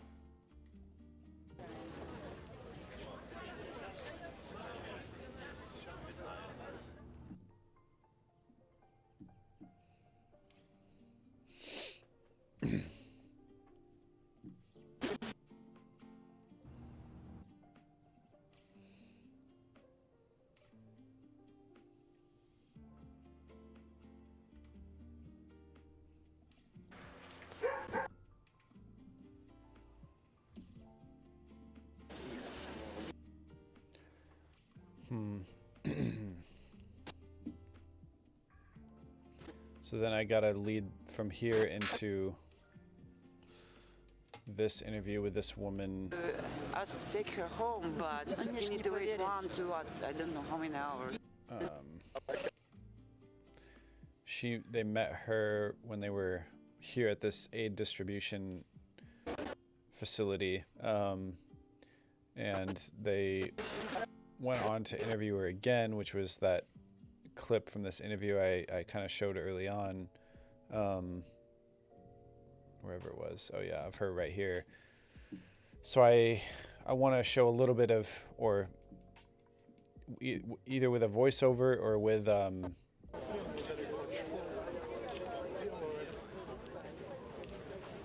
text on the screen, just say something to the effect of, like, you know, we're seeing, just explaining what we're seeing. People of the town, residents gathering to receive aid, food, clothes, that kind of thing. And then connect it to her.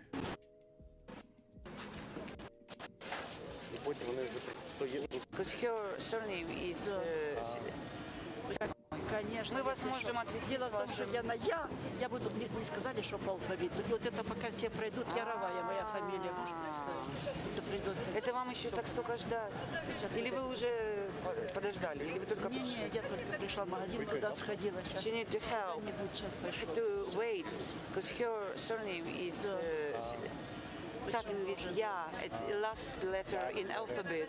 So she will be the last person who will take this aid. She preferred to us to take her home, but you need to wait 1 to I don't know how many hours. А вы что будете мокнуть тут, конечно, идите хоть туда под дерево что-нибудь. А слушайте, там за алфавитом може ви сядете десь, я не знаю. Дождь, піду зараз. Я отправил, да. Ну, нет, на мультисылку. Вот вот здесь столовая открыта, туда пойду, наверное. So I'm kind of just watching through here to see where the sort of story naturally flows. Потім наш кол-центр ще дзвоню, і потім вони так. I don't think I necessarily need to include this bit where she's talking about having to wait multiple hours, but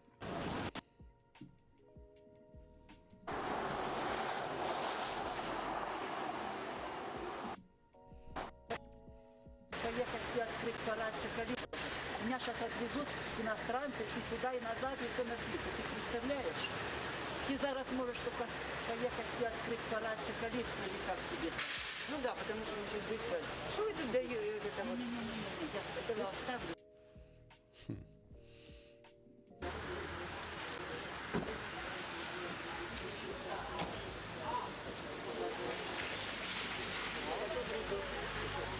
I'm not sure why this clip is.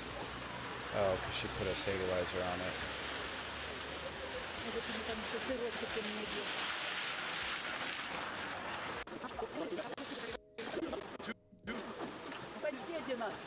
Did you know I'm certified too? Yeah. You're very young.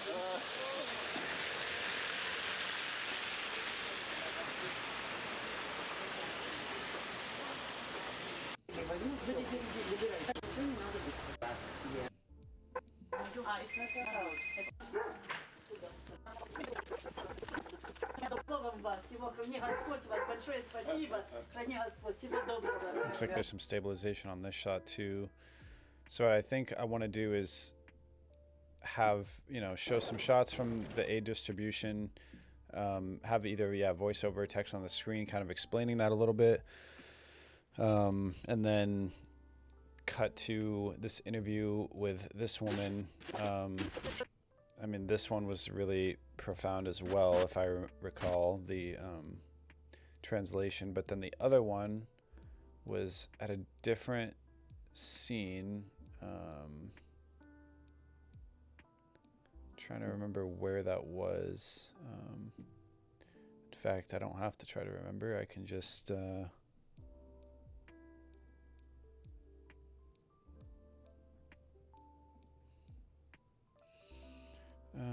find in media pool. Okay, World Central Kitchen. Okay, because I think they went back with her later too.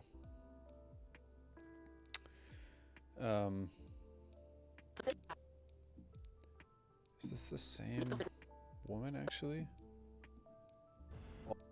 An example. Actually, don't know.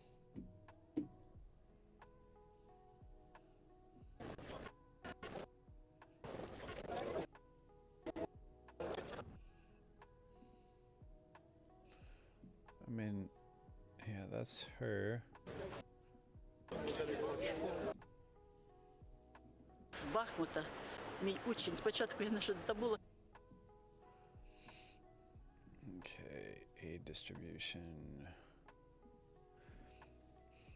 Yeah, it's pretty incredible.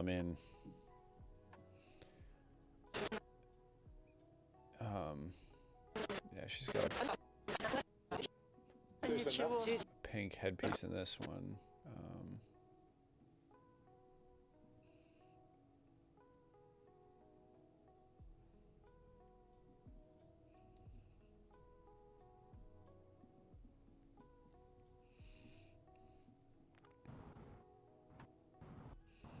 I don't know if this is the same old lady. I don't think it is. Which is fine, but he mentioned like he wanted to feature them. But I think especially her because she's the one who gave them like kind of a tour of her home.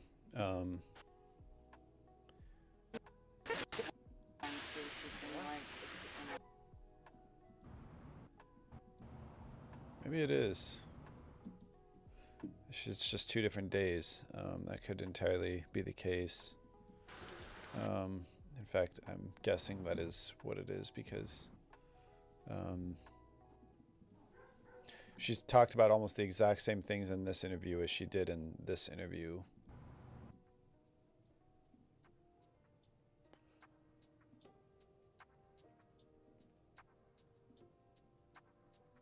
Yeah. I'm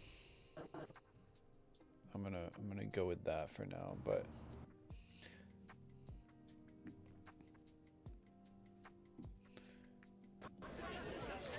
so somewhere here I'm gonna say something to the effect of Starting with «я», it's the last letter in Конечно, мы вас можем ответить. Дело в том, что я на я буду, не сказали, что по алфавиту. И вот это пока все пройдут, Яровая, моя фамилия, может представить. Это придется. Это вам еще так столько ждать? Или вы уже... Oh, it is the same lady? Okay, cool. Glad I have another set of eyes. God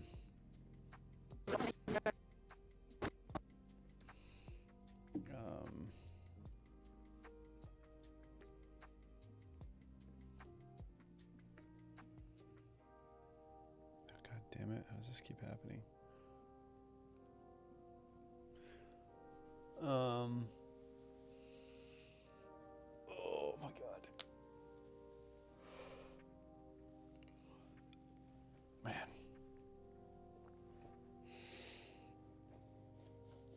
Oh, that's cool. So I can delete this. And this was... I also don't need... Конечно, мы вас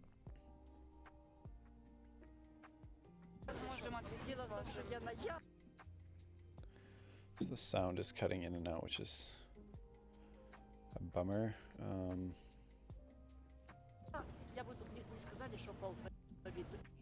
That's why you have a safety track. She was really smart for doing that. Это вам еще так столько ждать? Или вы уже...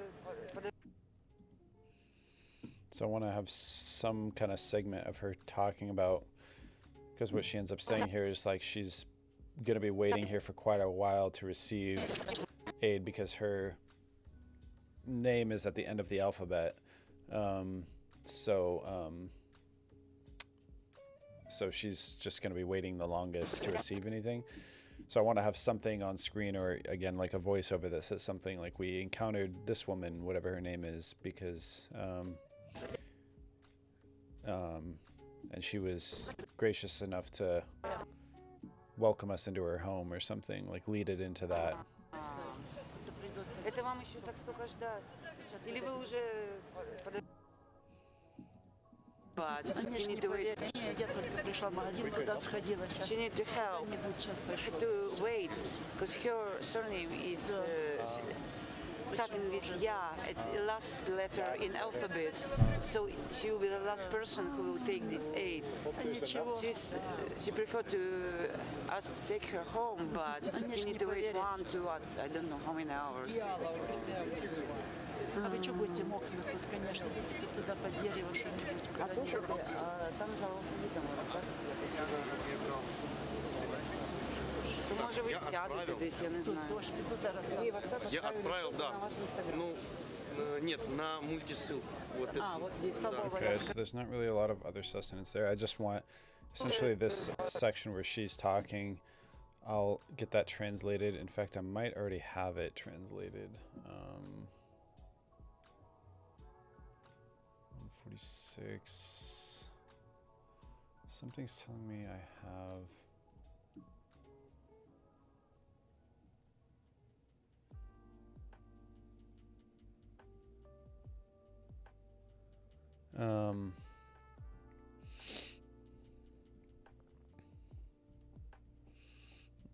Yeah, man, it's yeah, no, they're really hardy people, it seems like. I mean, just from my very brief and very light knowledge of the conflict and the issue and the people there, I mean, it very much seems like just the fact that they're getting invaded by a nation as huge as Russia, now allied with some forces from North Korea, and they're holding their own, like they're holding the line essentially, and not letting them invade or push any further. When I'm guessing Russia, Putin assumed it was going to just be an easy walk through the park, essentially.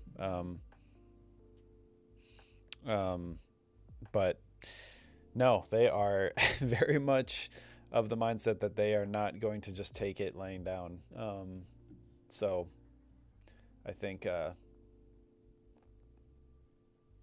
yeah. Yevdokya. I think this is the clip.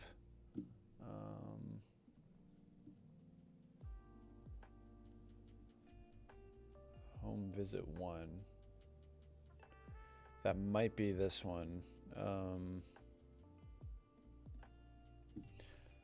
So I have like some translated.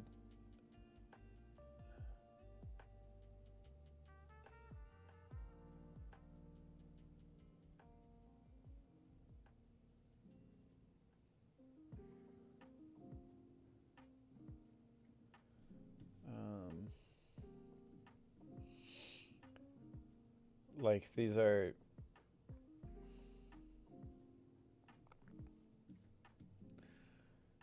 kind of put in some kind of order, these translation files that I got, but they're not labeled to go along with like the exact clips. So I kind of have to do some backwards reverse engineering essentially.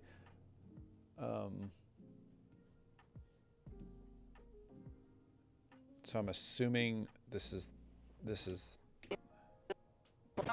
Конечно, мы вас можем ответить. Дело в том, что я буду, мне сказали, что по алфавиту. И вот это пока все пройдут, Яровая моя фамилия. фамилия можешь представить? Это придется. Это вам еще так столько ждать? Или вы уже подождали? Или вы только пришли? Не, я только пришла в магазин, туда сходила. Сейчас You need to help. кто-нибудь сейчас пришло. Конечно. Мы вас можем отвезти. Дело в том, что я на я буду, мне сказали, что по алфавиту. Okay, yeah, I think this is this. So, this particular clip is translated. So,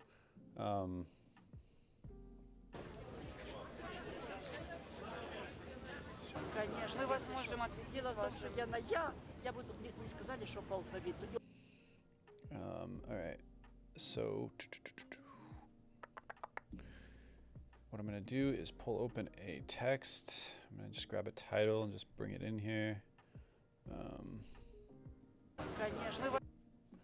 And this is where I kind of decide what the format of the text is gonna look like.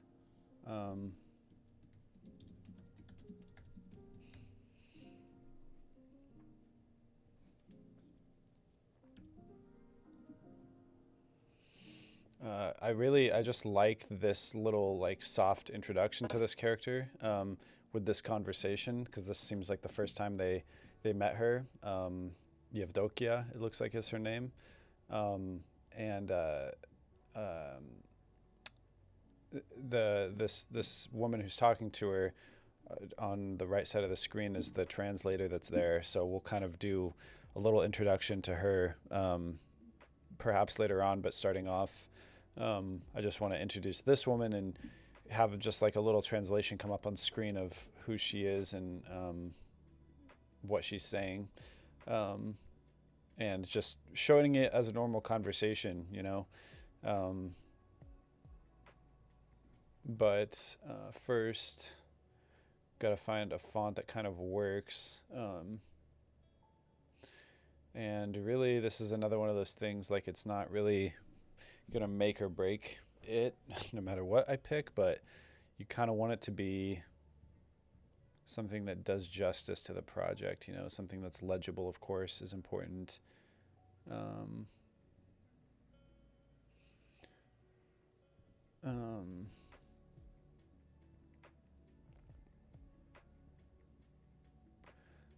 Part of me wants to just use the same font I was using for this title.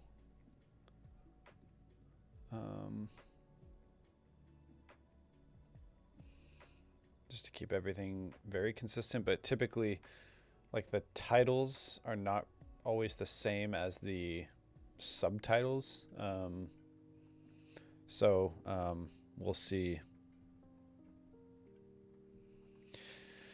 Yeah, no, I really, I have no idea what's going to happen with the new administration. Like I'm very optimistic, I guess, you know, maybe mistakenly, because I mean, I know that that's one of the things that people are getting on him on. I mean, whoever was going to be president, like this Russia-Ukraine thing was going to be very top of mind to get it resolved. And I mean, if he doesn't get it resolved or it gets resolved badly, like it's going to look really, really bad on him as a president. I just heard that J.D. Vance, you know, who's even less competent, I think, than Trump, if one could believe that. But I heard he's going over there to start the talks with Putin and Zelensky sometime this week or next week or something. So we'll see what comes of that. I mean, it's good to hear that they're at least both agreeing to talk, Putin and Zelensky, and then J.D. Vance, I'm assuming he's just like the arbiter or something, but they got to do something. Yeah, we'll see. We'll see. I'm definitely hopeful because, again, I mean, it's one of those things, like everyone involved knows it has to end, but so to me, it seems like they don't really have a choice. They have to find a way to make it work, essentially. ST Song. I really like this font. I like the style of it. It feels like kind of unique. The only trouble is could be a little tough to read. Part of me just wanted to make it yellow too, so that feels a little bit more captiony. And then maybe if I put a drop shadow behind it, it'll be a little more legible, but Конечно, мы вас можем ответила ваш. Конечно, мы вас можем. Конечно, мы вас. fade that in instead of Конечно, мы вас можем. Конечно, мы вас можем ответила ваш.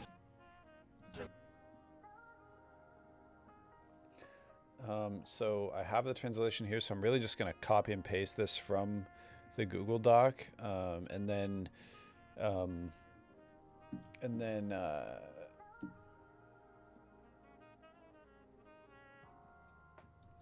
we'll have a translator come in, and luckily this guy Ben that I'm working with, he has a Russian speaking or Ukrainian speaking person on call that lives here locally that can make sure that we're saying everything accurately and can translate this stuff for us. So, you know, thank goodness we have that. So I'm gonna just go through, and instead of having him here like sitting here while I'm doing it, I'm gonna go through and kind of just make my best guess of these things, and then just and then you know, as we finish and get some of these vocal tracks laid in and the subtitles put in, bring him in at the very end and just clean everything up, and then that way it'll like just you know, just to make sure we're accurate. Bring this down a little more. 60. Мы вас можем ответила ваша. Я буду не сказали. Ответила ваша. Конечно, мы вас можем. I think I want to bring that in sooner. Ответила ваша. Я буду. A box around it. Yeah, a box would be my next choice. I like to put as little on there as possible. Like I always like to start with like obviously just the letters, see if that works. It's like, okay, the letters won't work. Add a drop shadow, see if that works. If that doesn't work, then yeah, I'll go to the box. So I'll keep tweaking with this, but if it ends up being like just really not legible enough, then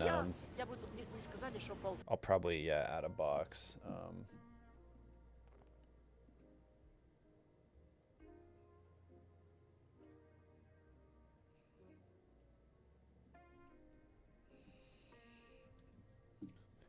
So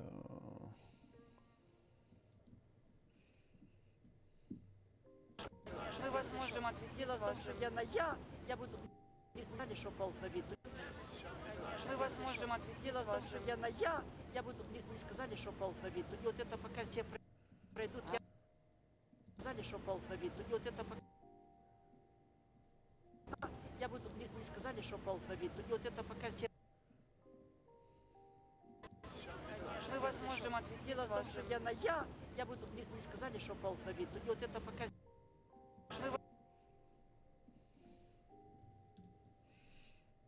Вас можем ответила ваша. Я буду. Не сказали, что по алфавиту. И вот это пока. And then she says something about having to wait for a couple of hours or something.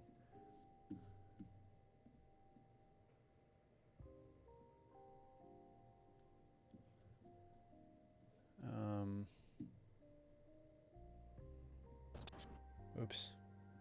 That fucking figures.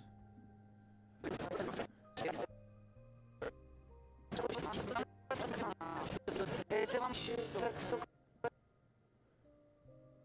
так ждать.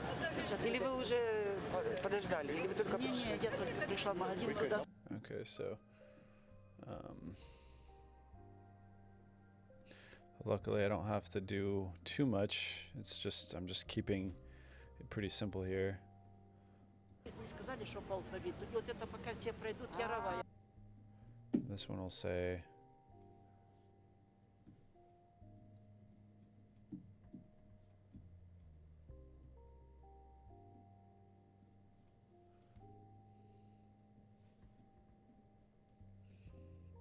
по по алфавиту. И вот это пока все пройдут, Яровая моя фамилия.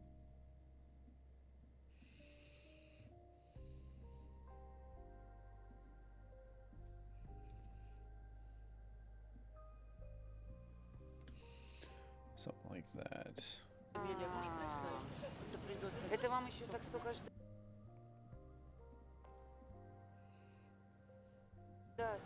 Или вы уже Фамилия, можешь представить? Это придется. So now I'm trying to decide if I want to мы вас можем отвезти Дело в том, вашу. что я буду, мне не сказали, что по алфавиту. И вот это пока все пройдут, Яровая моя фамилия, можешь представить? Это придется. Это вам. Мы вас можем отвезти Дело в том, вашу. что я буду, мне не сказали, что по алфавиту. И вот это пока все пройдут, Яровая моя фамилия, можешь представить? Это придется. Это вам еще так. Мы вас можем отвезти Дело в том, вашу. что я буду, мне не сказали, что по алфавиту. И вот это пока все пройдут, Яровая моя фамилия, можешь представить? Это придется. Это вам еще так столько ждать.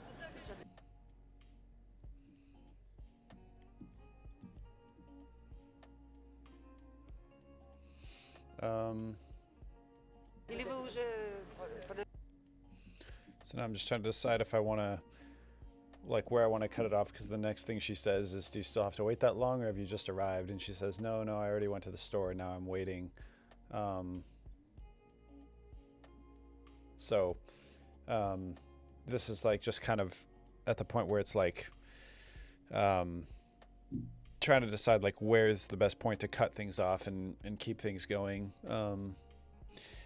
But I think with the voiceover somewhere around this portion where we're saying like, this is where there's humanitarian aid being distributed. We caught up with, or we met this woman, Yevdokia, who talked a little bit with us about her experience or something. мы вас можем отвезти Дело в том, вашу. что я буду, мне не сказали, что по алфавиту. И вот это пока все пройдут, Яровая моя фамилия, можешь представить? Это придется. Это вам еще так столько ждать. Или вы уже Это придется.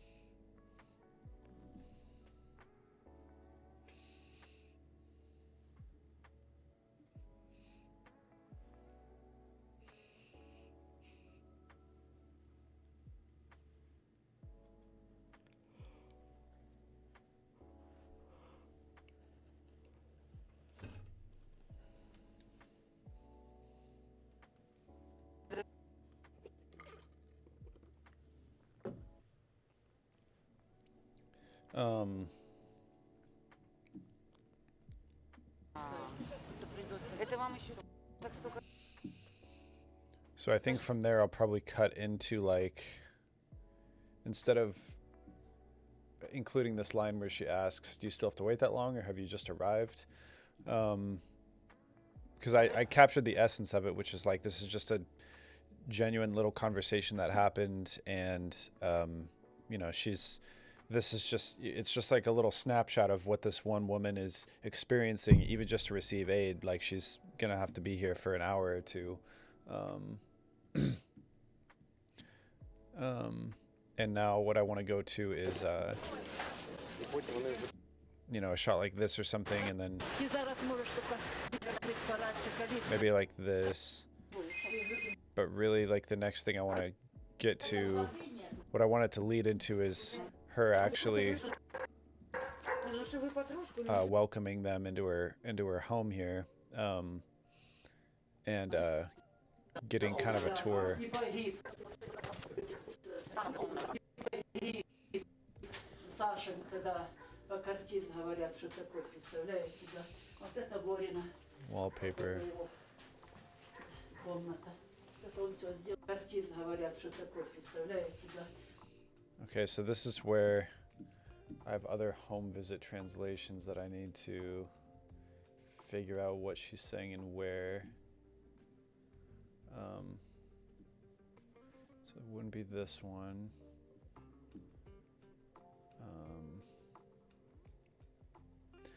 There's only 5, and there's a lot more than 5 videos here, so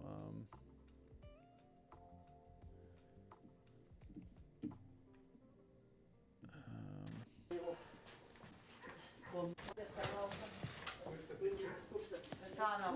да, и погиб Сашенька, да, как артист говорят, что такое, представляете, да.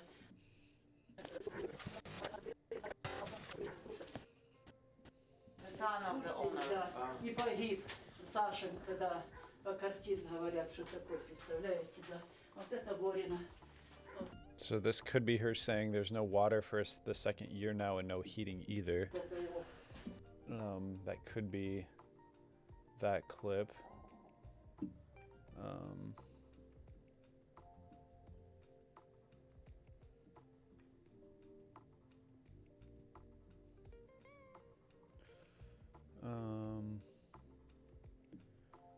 and Sashenka died, yes. What an artist he was.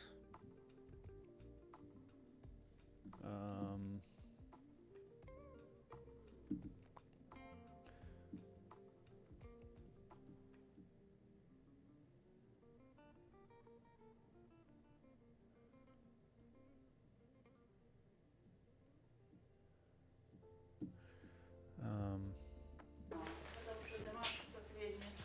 Вам надо включать, да? Нет, нет, хотите включить? Не надо вам. Вот это я тут.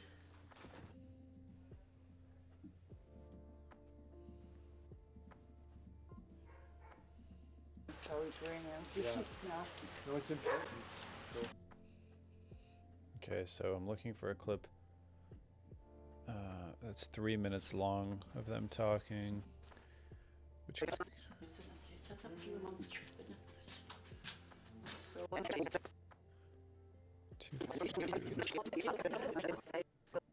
Now they cannot get gas and it's only that thing with А вот electricity. это, скажи, преданное до Господа Бога, все, что там сделано. Ah, this is a special suitcase. Это все, When she will die, Okay, so this document I think coincides with oh, it's good, man. It's good. She's good. Married life is good, man. We just got rid of the pool table in our house, which is nice. Didn't really use it. It was just kind of sitting there taking up space in our garage, so getting rid of that was huge.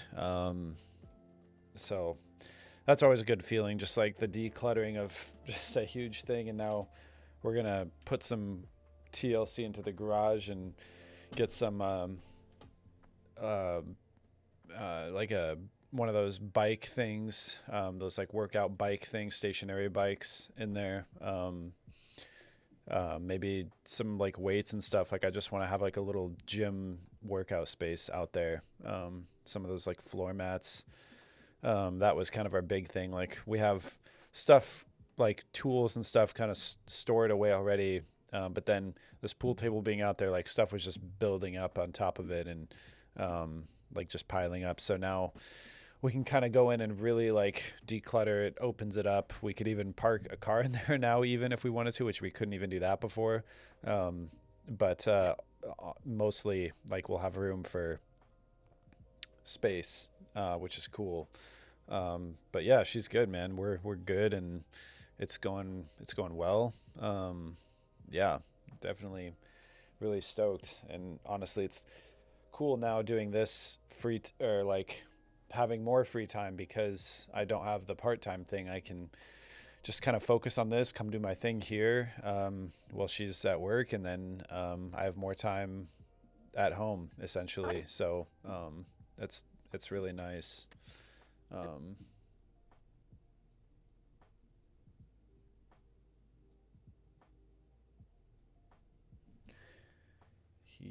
owner of the house. Can we put things here?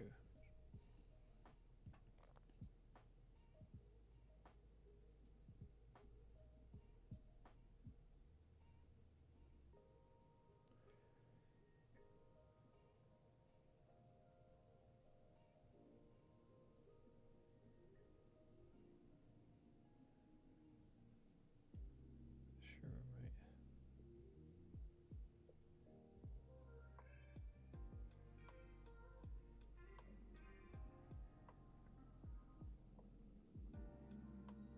So I'm trying to find like I'm just reading through the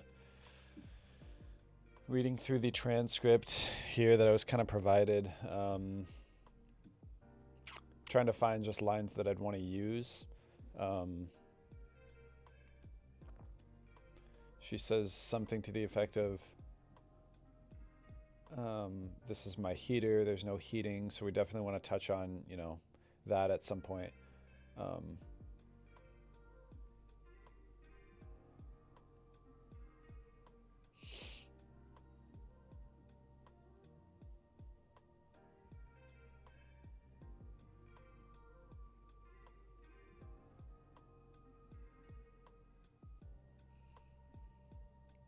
Where'd he go? It's been 2 winters already, 12 degrees Celsius. They turn on the lights for only 3 hours in the morning and 3 hours in the evening. Where'd it go? If there was no light, there was an outbuilding. I was there, and how the light was. We were happy like children. Can you imagine? You have stove heating here? Is there some kind of stove? Right there, right on the street in the outbuilding, not here. They probably had gas. It was steam heating. 3 years ago there was heating. Everything was there.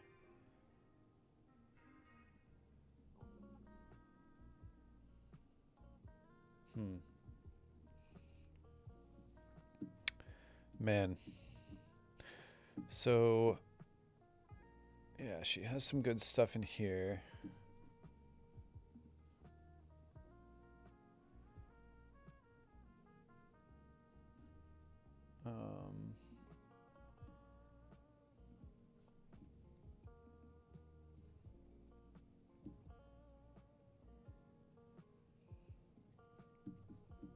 So I'm looking through, and it doesn't look like, just based on the translations, there's really anything substantive.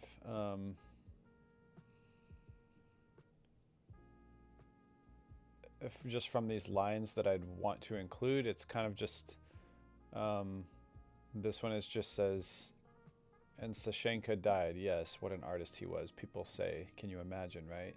This is Borya's room. This is what he did for himself. This is his wife. This is him himself, showing photographs. So she's kind of just talking about some historical figures, which is kind of cool. So like in my mind, how I think of it is like, you know, we are of course trying to paint a portrait, essentially, like give people sort of a peek inside of her life, this woman's and every person's life that's there in this town. So it's kind of a matter of striking the balance between like how much screen time we want to give each conversation, to the point where it's not like we're giving out information that we want, like we don't want to spend time talking about something like a character or history or something if it's not like crucial or relevant to the story. Like I think it's nice to include a couple little things like, this was a revolutionary guy and I keep a photo of him because he means a lot to me, you know, something like that where it ties it back to her. But there's certain, I mean, obviously you just don't have time to put everything that they say in there. So that's kind of the litmus test I use to decide like what things are sort of worth keeping and what aren't, is like what things really help you get an understanding of who this person is that we're talking about, like what sort of things that she says, because, you know, a lot of the times with, you know, if this was in a language, if this was English, for example, like you can tell a lot about a person by not just what they say, but how they say things too. And so if I was editing something in that context, I might be more inclined to include sort of random things that they say that aren't necessarily central to their character, but they kind of still give you a little bit of a peek behind the curtain of who they are. In this case, I can pretty much only do that with actions. So, you know, showing this woman, you know, stubbornly walking somewhere with her cane or something, or holding the door open for a stranger. Like I can do that with actions, but with words and these translations especially, like I really want to stick to only putting portions of video that need translation up where the translation actually contributes to talking about who she is. And I think this first one is a good way of doing that, because will say something to the effect of, this is a woman who's been waiting here for hours and she graciously let us come see her home, kind of thing. So, you know, that I think that works, but these other lines that I'm looking through don't necessarily do a lot of that. The one thing that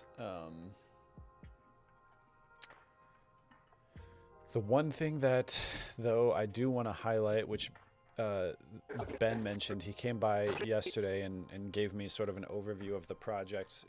We went a little bit more in depth in what the footage looks like that we're looking at, and what sort of things he wants to highlight and not highlight and that kind of thing.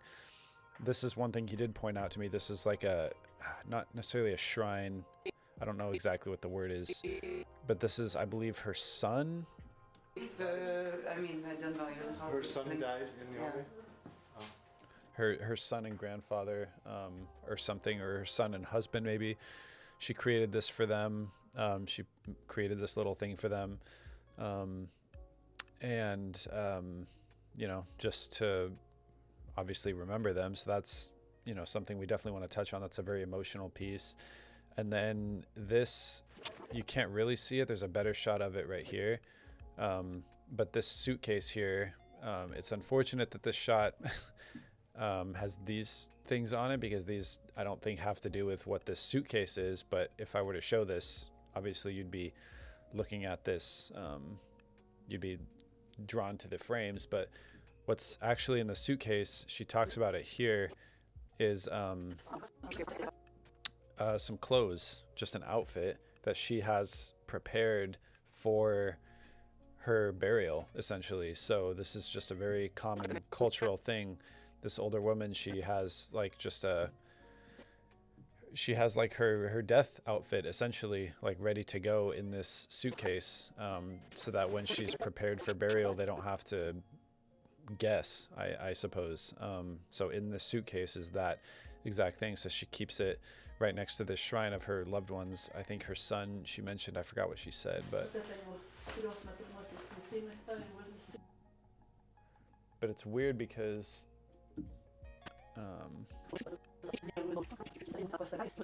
Он был, он верующий человек, он сам научный работник, он там кисточку в левую ногу, кровь пошла. It's weird because this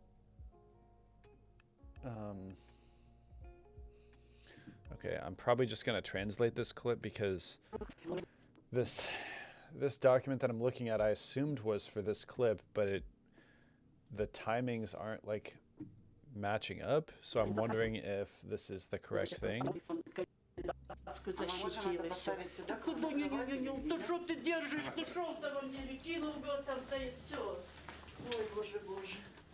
Okay, no, this is right. I can kind of just tell by how she's talking and what the lines are.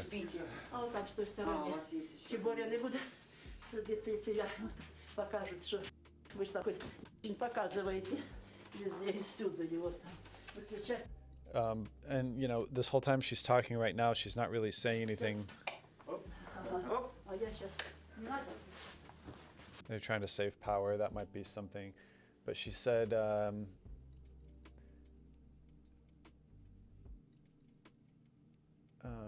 over there on the other side, at least don't show much.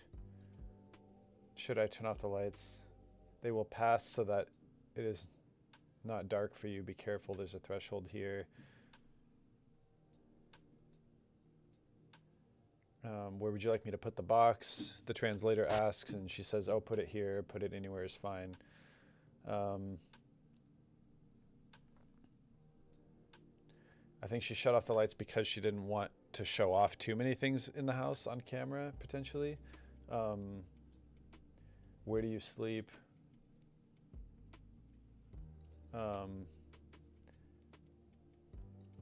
So the first thing she says at the very beginning of this clip is, I leave everything as it is. He is a believer, a scientist, and he defended his candidacy. So it sounds like she's living in this other guy's house, or he's the owner of the house, at least. Кисточку в левую ногу, кровь пошла чуть-чуть. Это я так поставляю, чтобы это все он был. He's a believer, a scientist, and he defended his candidacy. Он кандидатскую защитил. And she asked, can we put things here? And she says, "Where are you going? No, no, no. Why are you holding it? I would have thrown it there. That's all." Поставить сюда. Куда не, то что ты держишь? Ты шо в самом деле? Кинул бы там, да и все. Ой, боже, боже. Oh Где ж God, вы God. спите? А вот так Where do you что sleep? всё. And Тем over более, there вы on the other side. садитесь, если я вот Don't show показываю, much. что вы там Should I turn не off the очень lights? показываете везде и всюду его там. Выключать, все. А я So, not really getting anything of substance here. They will pass so that it is not dark for you. Be careful. There's a threshold here. сейчас не надо. They will pass so that it is not dark for you.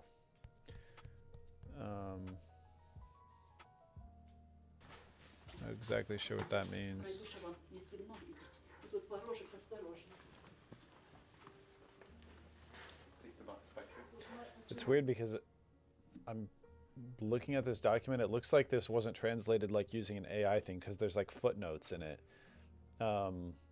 Like I'm pretty sure this was translated by somebody who actually speaks it, because there's also time stamps with it too, and he's cutting back and forth. I assume it's a he. I'm assuming it's the same guy that Ben offered to translate all the other stuff. I'm assuming he did this stuff as well. And it's weird because the way it's being written, some of these lines just don't make sense. Like either he didn't transpose it perfectly into English, or there's just certain sort of phrases that just don't carry into English, I suppose. Like, I guess that's a possibility. So I don't know if that's exactly what's happening or what, but you know, we're gonna figure it out. But yeah, this whole workflow is definitely new to me.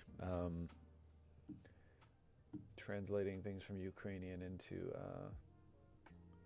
this is the godmother bringing flowers. We put it up for my son and husband.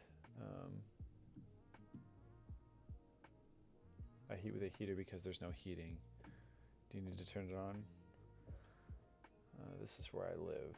Are these your icons? Mine and his. There's a parental icon here, which is practically passed from hand to hand. How will you live here in the winter? It's been 2 winters already, 12 degrees Celsius. So that might be a good one. How will you live here in winter? It's been 2 winters already, 12 degrees Celsius. They turn on the lights for only for 3 hours in the morning and 3 hours in the evening. Where to go if there was no light?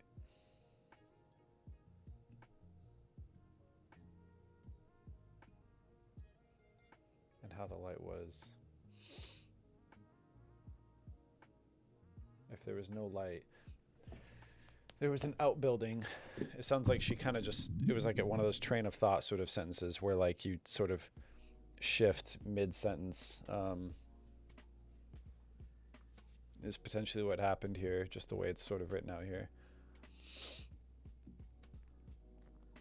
In the outbuilding. So outbuilding just might mean like a building that's...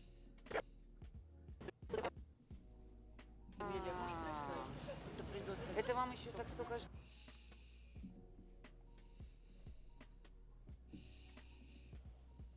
Я тебе оставлю. Можешь только поехать и открыть пораньше калитку.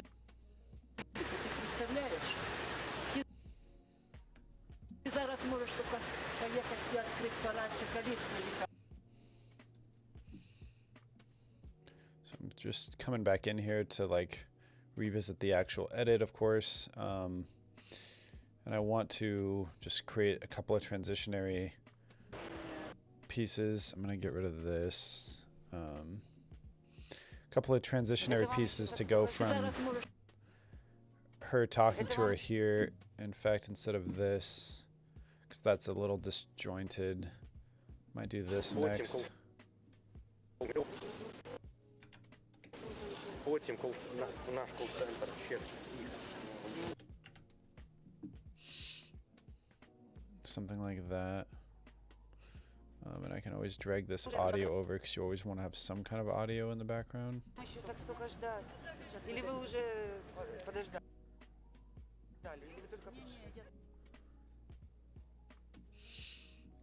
Maybe the shot of them loading up into her car, which is this one, which I don't really want to use. 78. She's 75. Родная мама умерла у нее. И она очень переживает. 13 лет лежала парализована. А уже слава тебе, Господи, что Господь прибыл. Большое спасибо. Видите, нас фотографируете. So this one for sure was not translated. So this is where I might need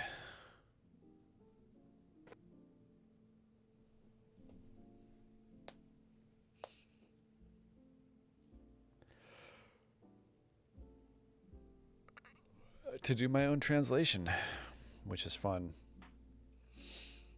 I'm gonna go take a quick bathroom break, but I will BRB from the edit session. We will resume shortly.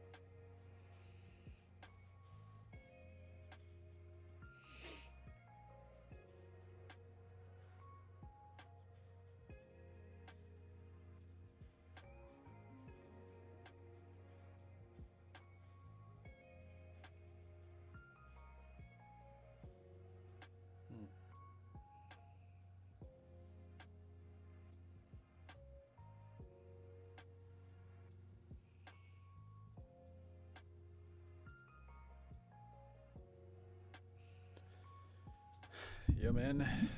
If you're already out of here, thanks for coming by, man. But appreciate having you. It was really cool chatting with you, dude. Appreciate it.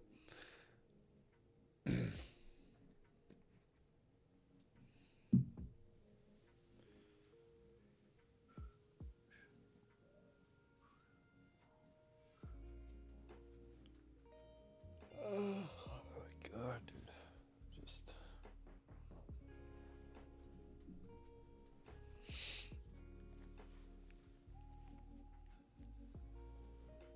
Oh. Man, this is just a.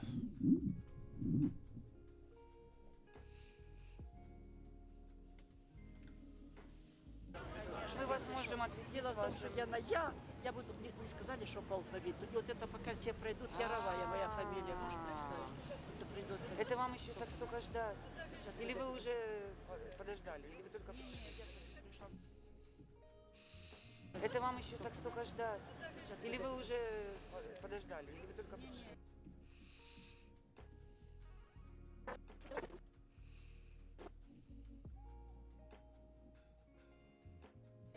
Ти зараз можеш тільки.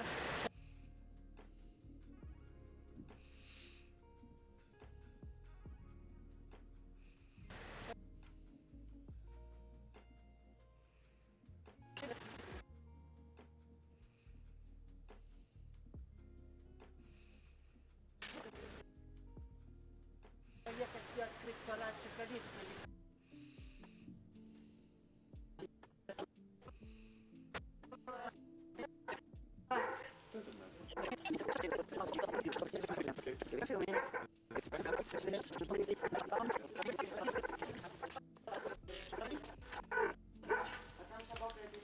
Ні, ніколи нікого не делать закрити.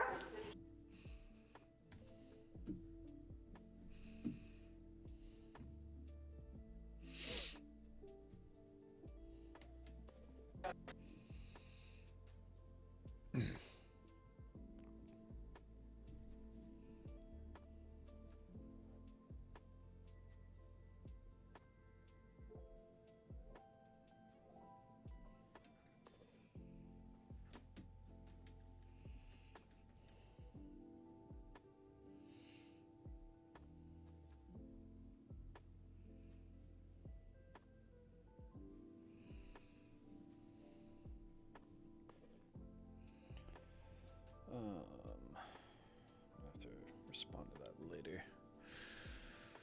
Let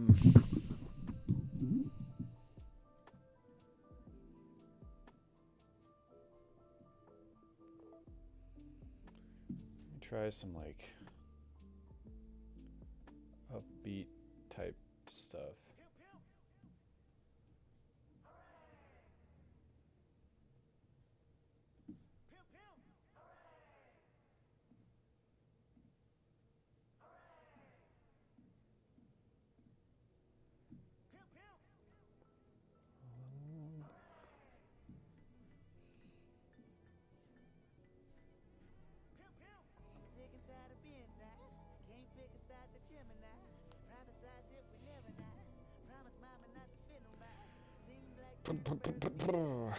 Okay.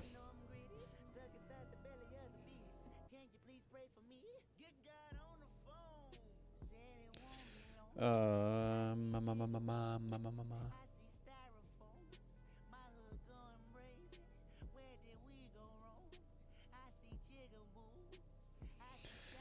right, we're live, so get this. Я хотів відкрити пораньше калитку.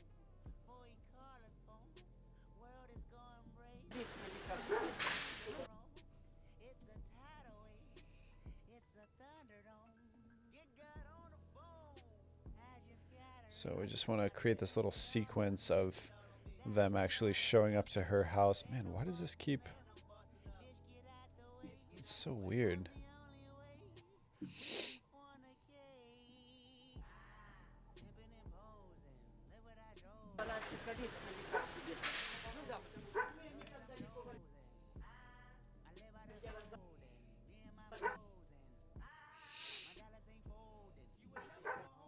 Man. going into her house. Делали, ну, вам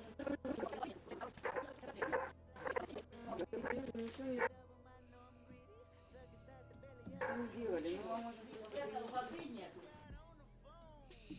You know, just a few shots just to tie it all together here. And the fewer cuts in the sound you can do, the better, just to keep it flowing. And so I'm gonna, because we're kind of in the same location, I'm just gonna carry this over. You know, it still kind of fits. And then, you know, we'll fade that in, fade that out. And then we'll cut to being inside her house and get a little bit of a sense of who she is. Which I think this is a good one to start with.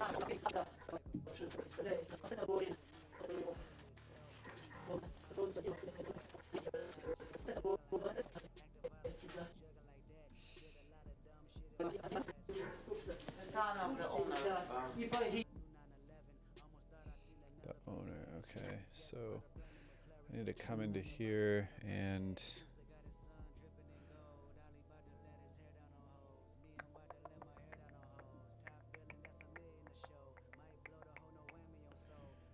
figure out what she said. His candidacy.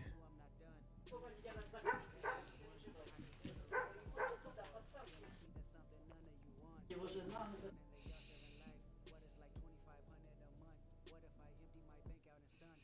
Вот это Борина.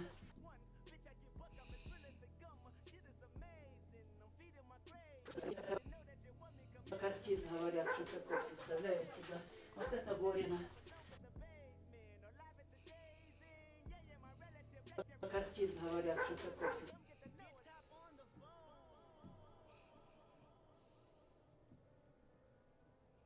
Представляете, да?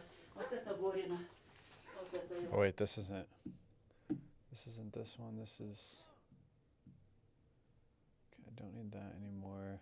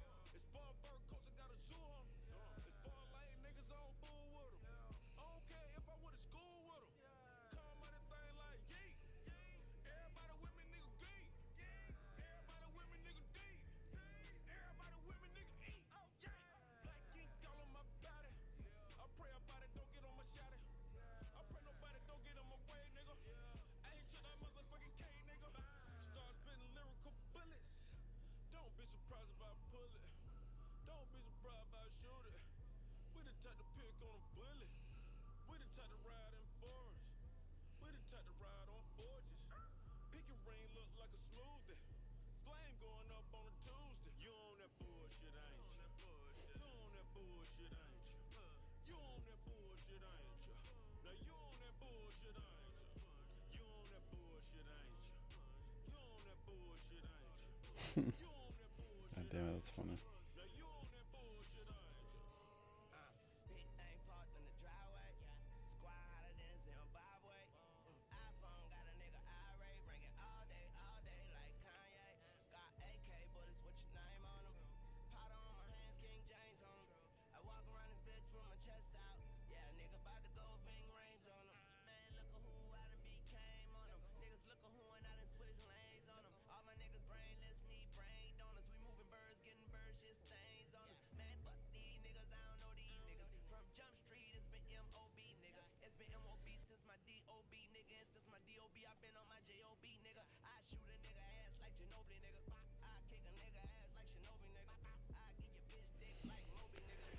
Holy crap. There's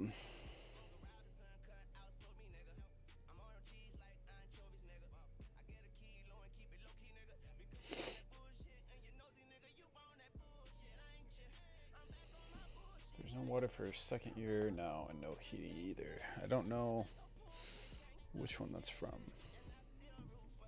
I guess probably this one. Ну что вы потрошку ничего не делали. Картин говорят, что такое, представляете, да. Вот это Must be home visit 4.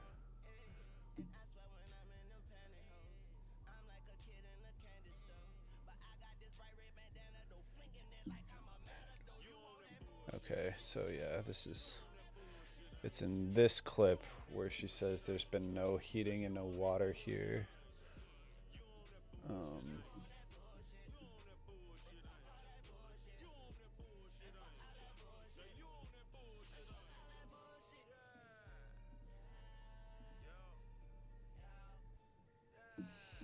So instead of using this audio, which I thought was her talking about the heating situation, I want to use the visual of them walking into the house, maybe?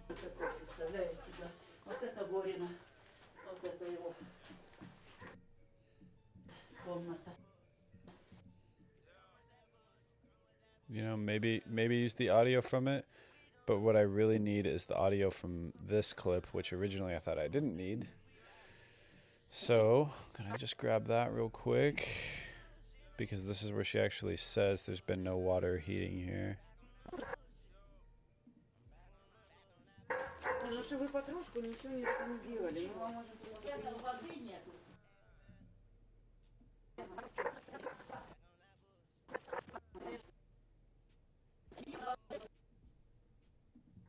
Ну что вы потрошку ничего не. So I can fade this out. And because the dog's barking is kind of loud, I'm going to do what I did there and just use the second channel. If it's a little bit quiet, that's okay, I think.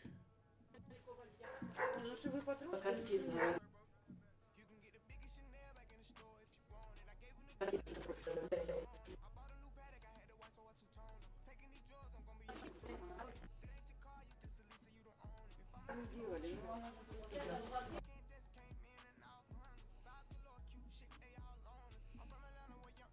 we go.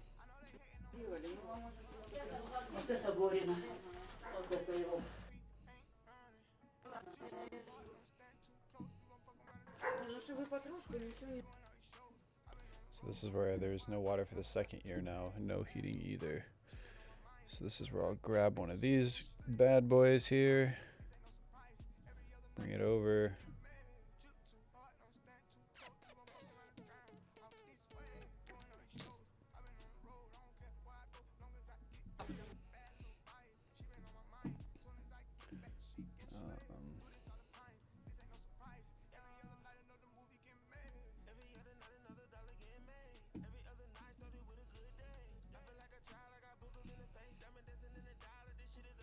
Except it's gonna go right here.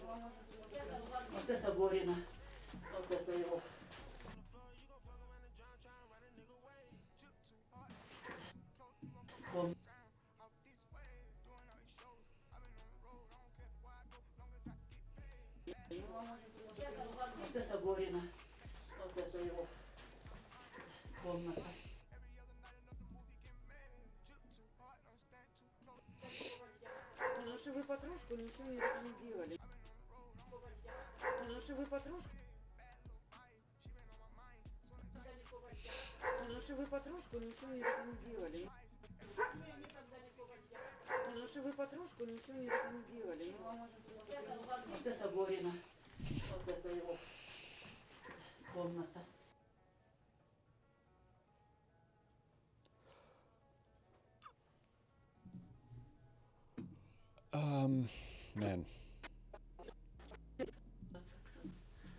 Если не было света, там веревочек видео. А вот там с той стороны. Yes, this is where the creative decision making really comes in, like, what shots do you show in what order and how long are they? Like, we've got to put some thought into this. Come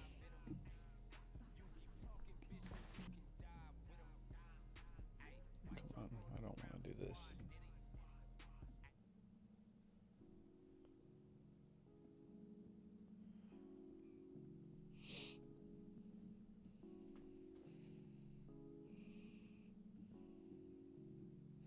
We ain't on the same shit.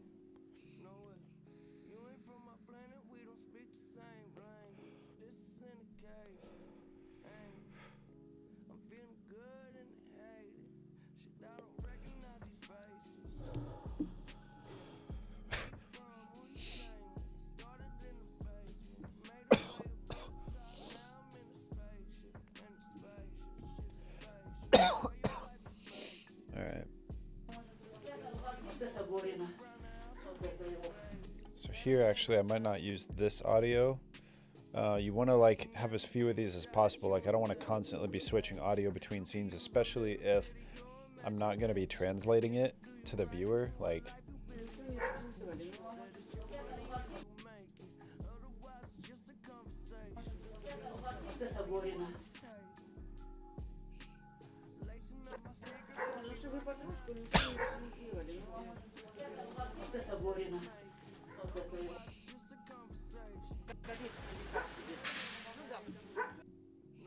Моя фамилия, может, представиться? Это придется. Это вам еще так столько ждать? Или вы уже подождали? Или вы только что? Ты зараз можешь только поехать и открыть пораньше калитку, никак тебе. Ну да, Ну что вы подружку ничего не делали. вот это Борина. Вот это его комната.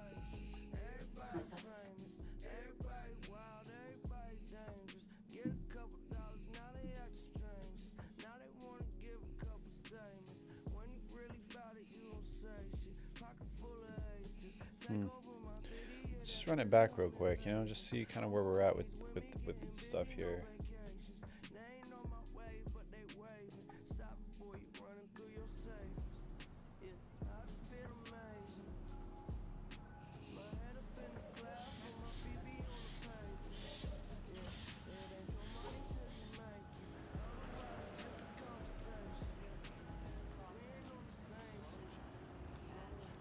Welcome to Sviatohorsk, Ashland's newly adopted sister city in eastern Ukraine. I'm Ben Stott, representing the Ashland Sviatohorsk Aid Project. In this short film, we're going to introduce you to the town, our town of Sviatohorsk, so you can see the damage, the destruction that was done during the Russian invasion and occupation of this town during the summer of 2022. Also, you'll get to see the faces and hear the stories of some of the residents who've lived here throughout the occupation and continue to eke out a living despite the hardships of living without any running water, with no heat, very rarely to have electric power. Also, we want you to remember that this is just one example of hundreds and hundreds of small towns and villages all over eastern and Let me just change that real quick.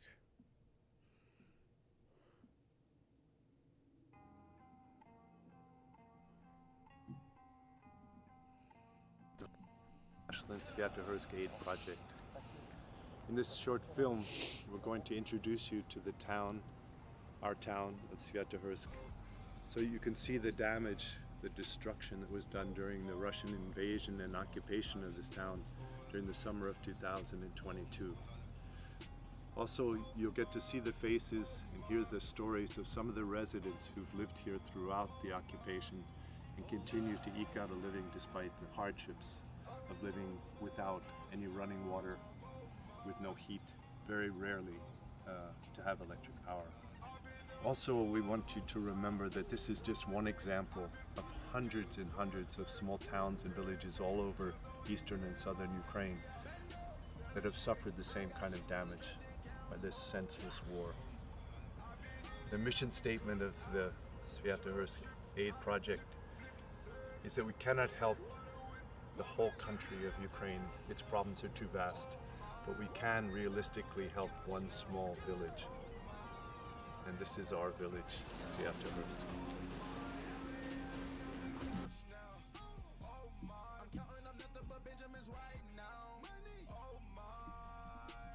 Sviatohorsk.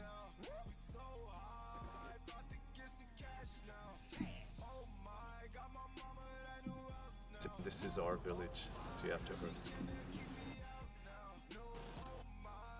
We can realistically help one small village. And this is our village, Sviatohorsk.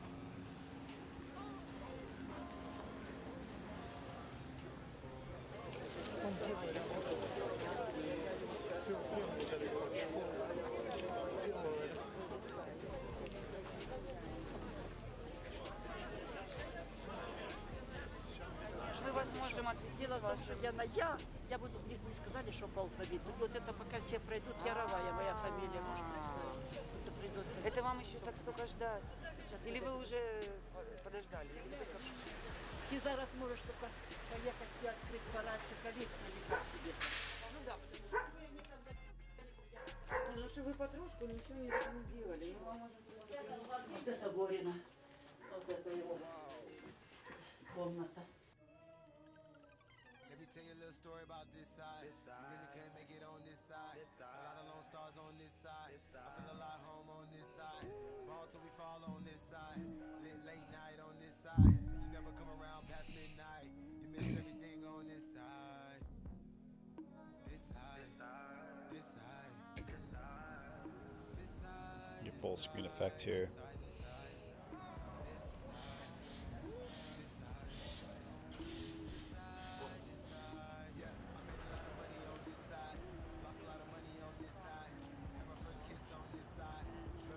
Welcome to Sviatohorsk, Ashland's newly adopted sister city in eastern Ukraine.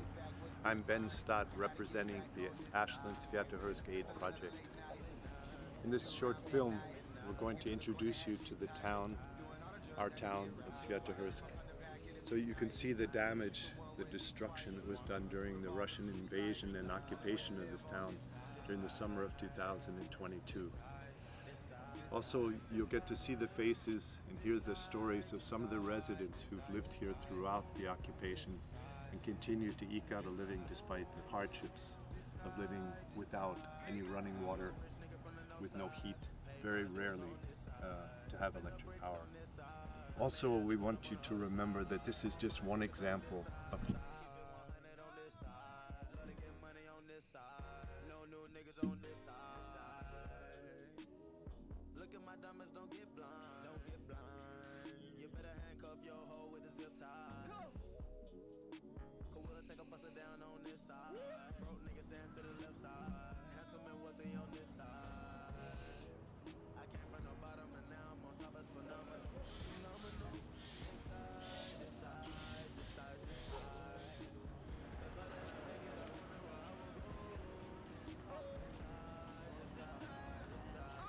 Welcome to Sviatohorsk, Ashland's newly adopted sister city in eastern Ukraine.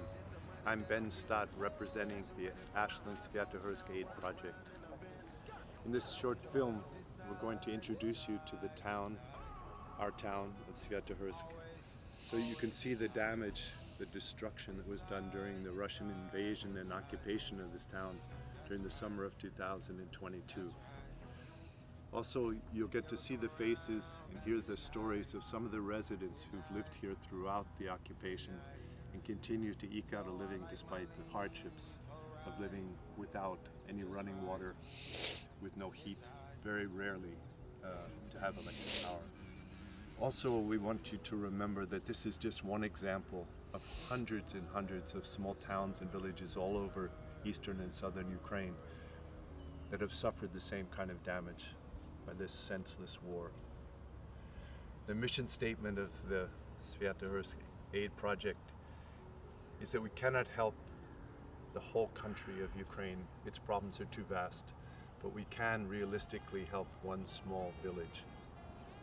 And this is our village, Sviatohorsk.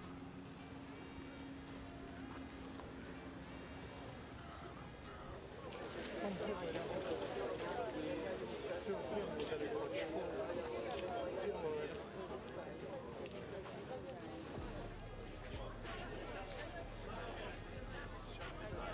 же дело в том, что я буду, мне не сказали, что по алфавиту. И вот это пока все пройдут, Яровая моя фамилия, можешь представить? Это придется. Это вам еще так столько ждать? Или вы уже подождали? Ты зараз можешь только поехать и открыть палатки, коллекции. Ну что вы подружку ничего не...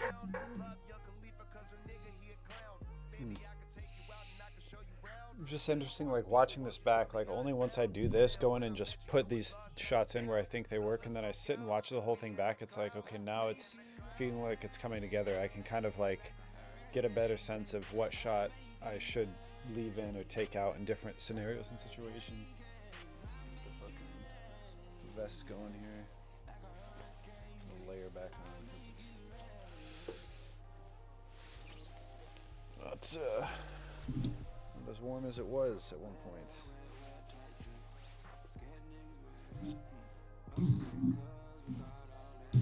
Oh man.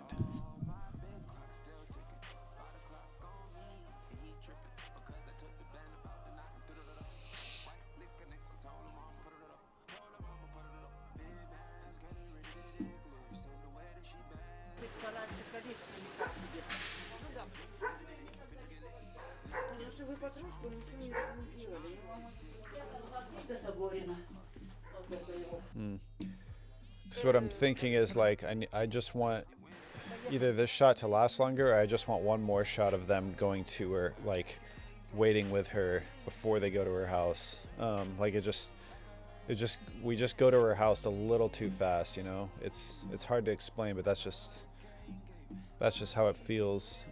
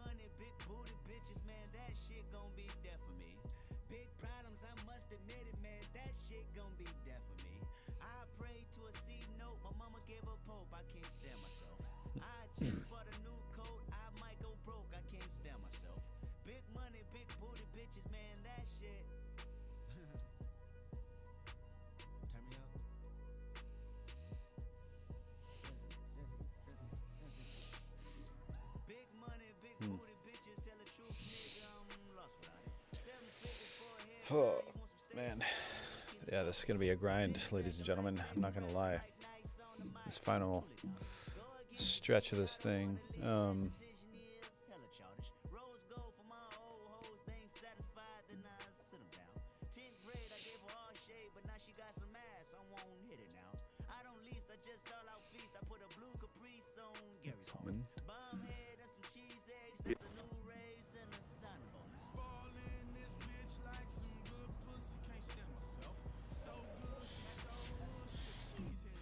And I like the way it's coming though. Like I really like the feeling of this just in general.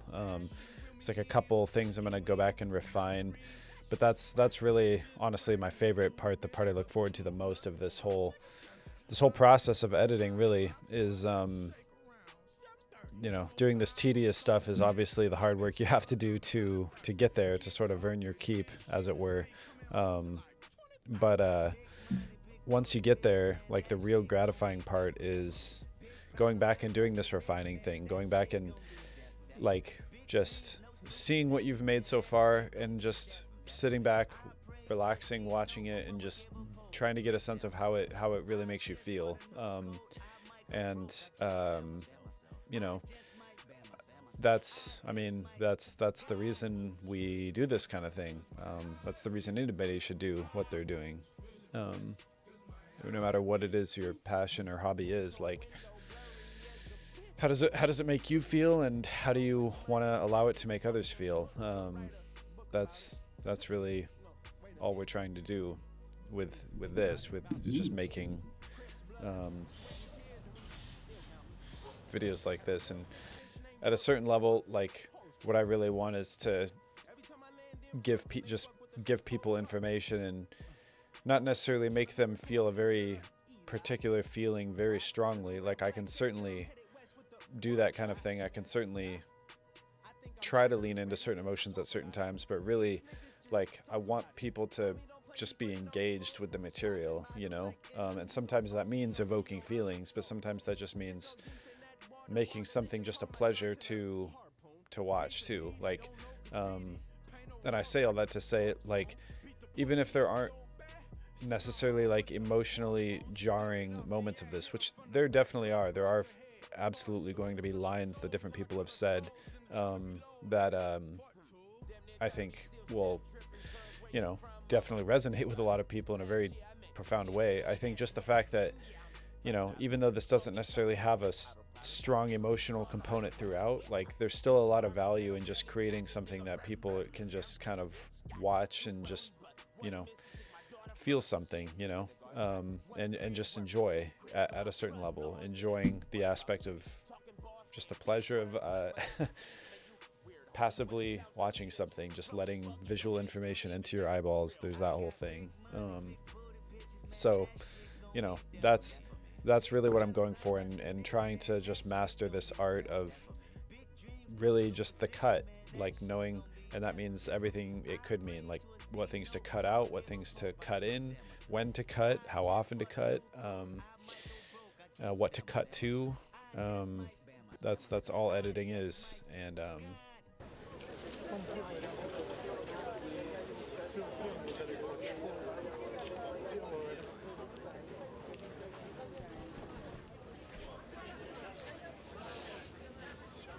Мы вас можем отвезти, что я буду, мне сказали, что по алфавиту. И вот это пока все пройдут, Яровая, моя фамилия, можешь представить? Это придется. Это вам еще так столько ждать? Или вы уже подождали? Ты зараз можешь только поехать и открыть пораньше калитку или как тебе? Ну да. Ну что вы потрошку ничего не делали. Вот это Борина. Вот это его комната.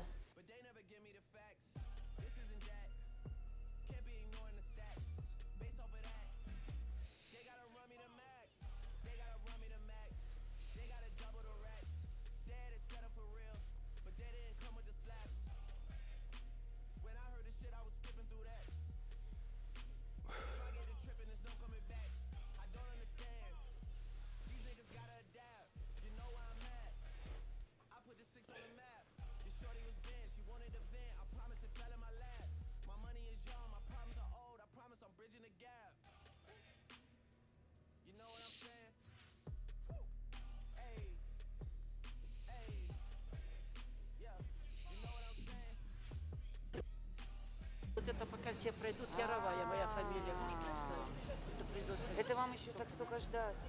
Или вы уже подождали? Ты зараз можешь только поехать и открыть пораньше калитку или как тебе? Ну да. Ну что вы потрошку ничего не делали. Вот это Борина. Вот это его комната. it's actually crazy because I was going back and just trying to listen to when this audio track cuts out, and why I couldn't notice it really, because I didn't even notice the first time it happened. But it's actually almost perfect. Like, it cuts out almost right. Well, there's a little bit longer, I guess, but right before they go to her house, which is where I would want to change up that sound layer, right, to fit and be a little bit more interior, which maybe I won't even have the luxury of doing that, because if it's too noisy in there or whatever, I can't necessarily use, you know, there's like moments like this when I could, or clips like this that are, I mean, it's really subtle, but it's just this nice neutral sort of background noise that's exactly the background noise of the house that they're in. You know, it'd just be nice to use that as the sound bed. In fact, maybe I'll just go ahead and do that. And I'll change the color to that same blue to have it sort of match. just so I know it's a sound layer or a sound bed. So obviously it's not very long, so all I'm going to do is just loop it. Wherever the point is that they get into her house is where I'm going to start it. And this might change. Like I said, I want to go back and sort of retweak this and potentially try to make it last a little bit longer before they get to her house. But for now, I'll just start it roughly where her house starts, or where they get into it.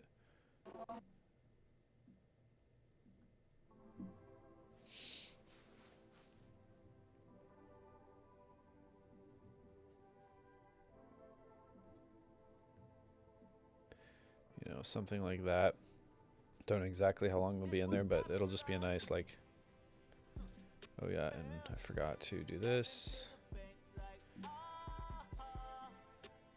Hopefully that applied to all of them. Sometimes it only, shit. Does it to one. Okay, cool, it did it to all of them, it looks like. Perfect.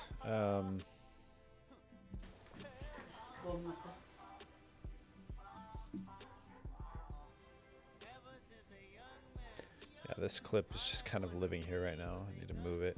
And I think what I'm actually going to do after this point is, instead of just continuing to build off of this edit, I'm going to just create different timelines for every scene. It's just a little bit more of a risk-free way of doing some of this kind of editing when you have a lot of footage. You know, if just any time the project gets longer, like, you just run the risk of moving or shifting or deleting things more. Like, the more I add to this, you know, the more things I have to worry about getting shifted around. So that to say, I think I'm going to start a new timeline for every sort of scene we go to, and just kind of, that'll also just help me break up the edit in my mind. Like, okay, this is every scene essentially done, and then I'll just go in and bookend all those scenes together at the end. So it'll just help, I think, yeah, with continuity, and just help me segment up the project a little bit as well. So that said, Start representing the Ashland Sviatohorsk Aid Project. In this short film, we're going to introduce you to the town, our town of Sviatohorsk, so you can see the damage, the destruction that was done during the Russian invasion and occupation of this town during the summer of 2022. Also, you'll get to see the faces and hear the stories of some of the residents who've lived here throughout the occupation and continue to eke out a living despite the hardships.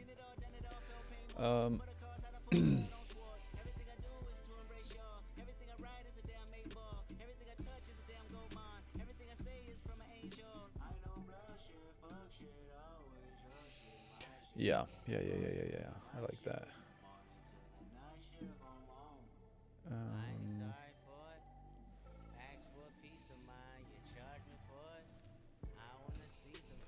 Put this in here. Create a new timeline. So I'm just gonna do one of these for every scene that, at least for now, I know is in there. So I know that high school.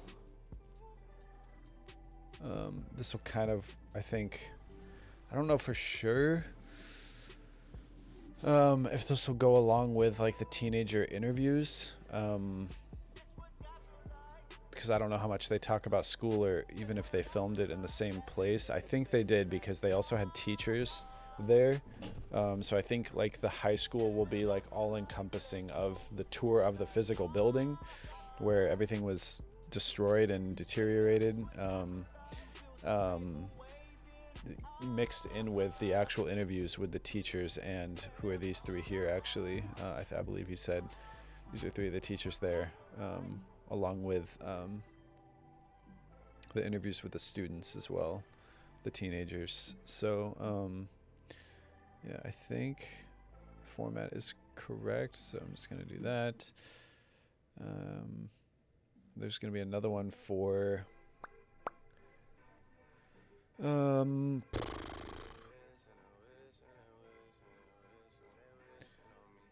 what was the other thing? The apartment complex.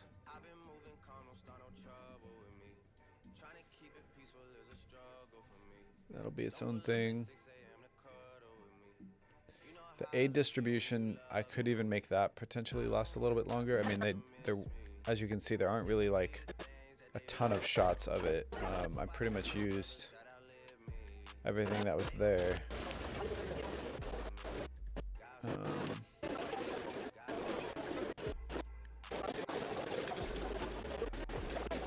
Something that really shows the scope of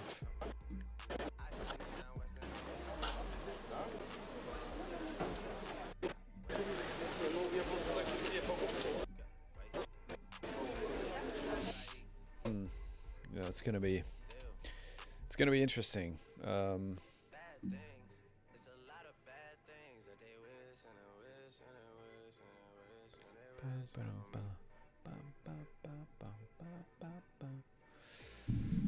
Oh Lord.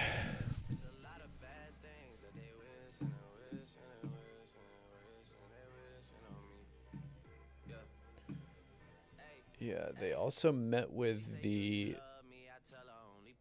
mayor.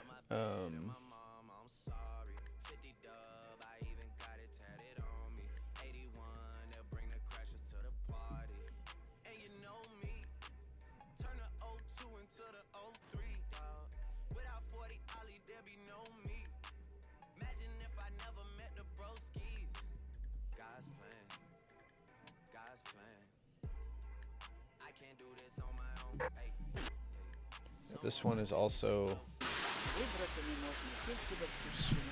Я точно так же дітям вже розказувала, в мене там стенд в класі є там. Слово, мова рідна, слово рідне. Хто вас забуває, то і в грудях не серце, тільки кохання немає. І що я... This was a really good interview with them. I think all of these were actually. Anything, yes, that's why they use that kitchen. So if the kid is already our friend from Svetogorsk, she's 78, she's former Ukrainian teacher. She worked for 40-something years in villages around, for 30 years in one village, for 12 years in another village. And now she gave her house, the wife of her son, and she come here to her friend, her classmate, to stay and look for his house, because he moved to Germany. Her son? Her classmate. And to look for her dogs, for his cat, take care about the house, and they don't have, as you see, they have only electricity here, no water, no cooking. But before there was water inside the house and gas. Now everything is destroyed around. So when the electricity fails, which is often does, then she has no heat, right? Yeah, she doesn't have. And she cannot take shower. She needs to put this small volume of water, heat it somehow, and you know it's so difficult. Yeah, she can cook, but she don't have any gas and anything else. That's why they use that kitchen, humanitarian central kitchen. They come every day to take their like breakfast and dinner. So every day like. What she was saying at the end about God is love. It's so sweet, so beautiful. And then she said that it's the main thing you need to remember. You need to remember that if you are stopped to love, you are not with God, because God is love. So sweet. What a beautiful woman. Yeah. This is Svetogorsk. This is why we're trying to help them. These are the soulful people of Svetogorsk. Thank you.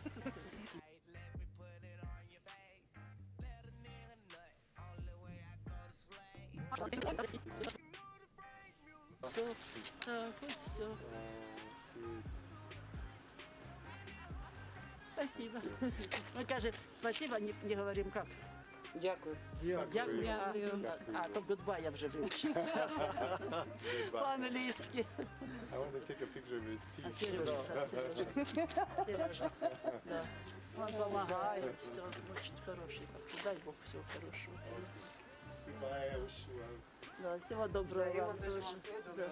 Да, и вам тоже всего доброго. Все, поможи, Господи, всего доброго. Пока.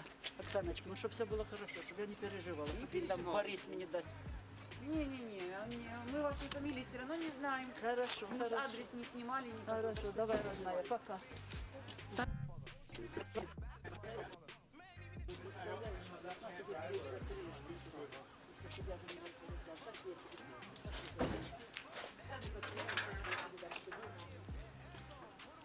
I was thinking that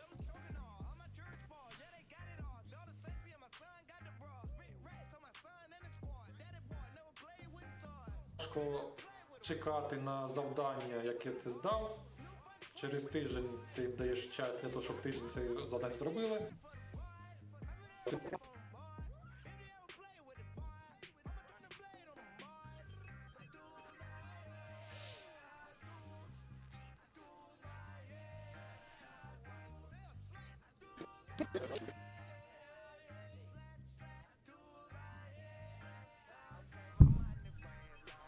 Just gonna transcribe that real quick.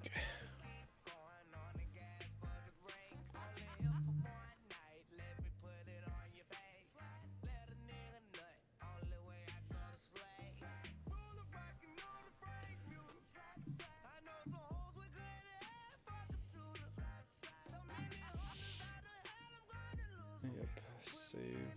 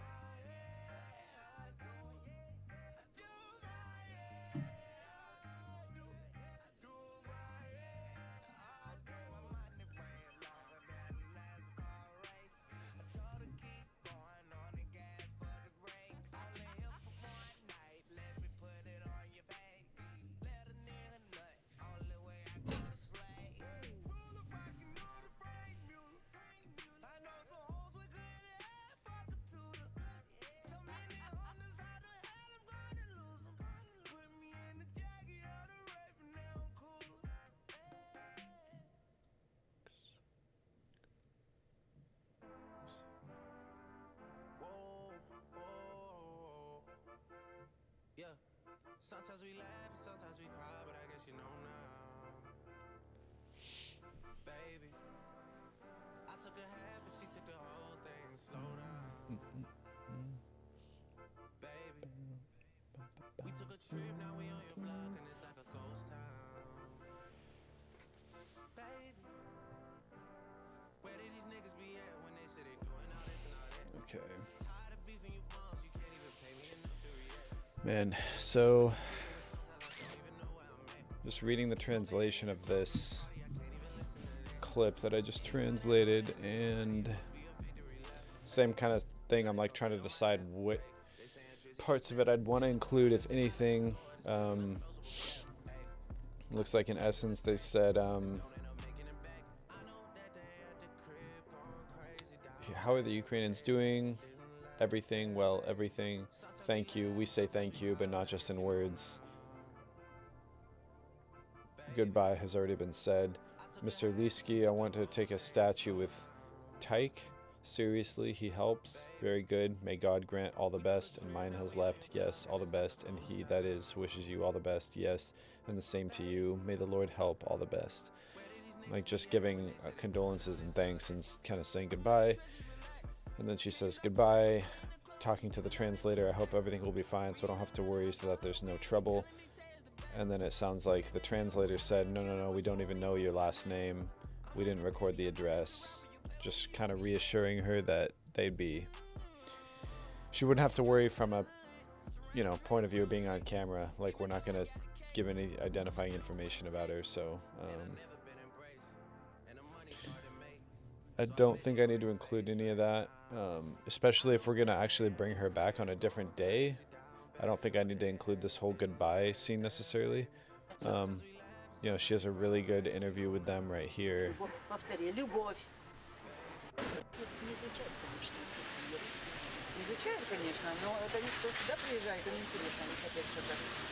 Which I already have translated.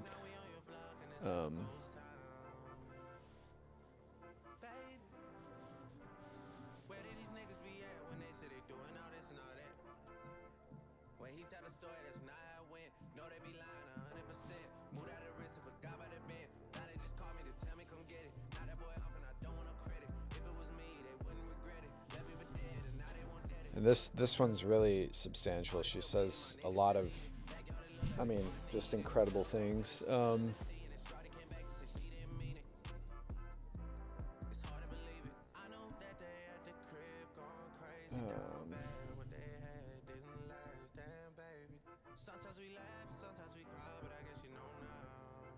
Who does not love and does not pass it on is not from God, for God is love. An Orthodox crystal. Who does not love is not from God, for God is love. The most important thing is love. Love. Repeat it. Love, love, love, love, love, love, love, love, love. She says it over and over again. Words, dear ones, your own dear ones. Whoever forgets you, whether a brute or not, whether protected or not, what will become of them? And I also carefully sorted through everything when they left. A film, I think, somewhere in France, if I recall correctly.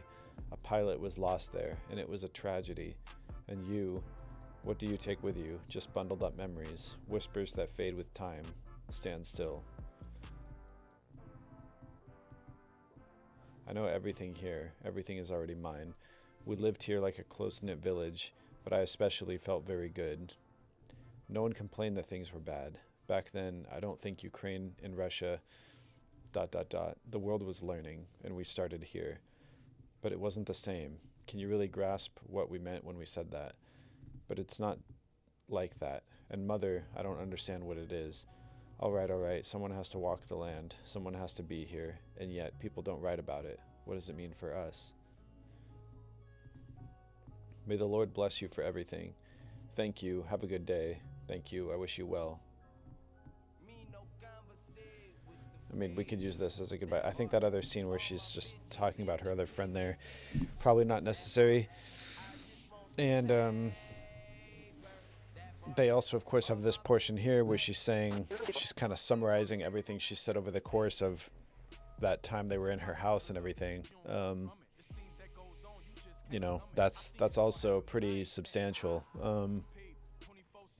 She has a lot of good stuff to say here where she kind of summarizes everything, but And now she gave her... I don't think we really need this. I think this is more like, because like the less screen time we can devote to just Ben and the translator, the better. I mean, they're kind of supposed to just be passive sort of observers of the town. Like, we really want to showcase the town and the people. So I probably won't use this shot. It's just nice for me to have kind of as an editor for context, I suppose. So yeah. No, I think this is, I'm really liking where this is going. Going through these translations, it's really giving me a lot of ideas. So I'm going to revisit this here pretty soon, but I'm going to call it for today. Glad I got to hop on stream for a bit, but I have dinner plans coming up here shortly, so I'm going to be heading out soon. But thank you all for watching. If you're watching this sometime in the future, I do appreciate it, and we'll be back on soon.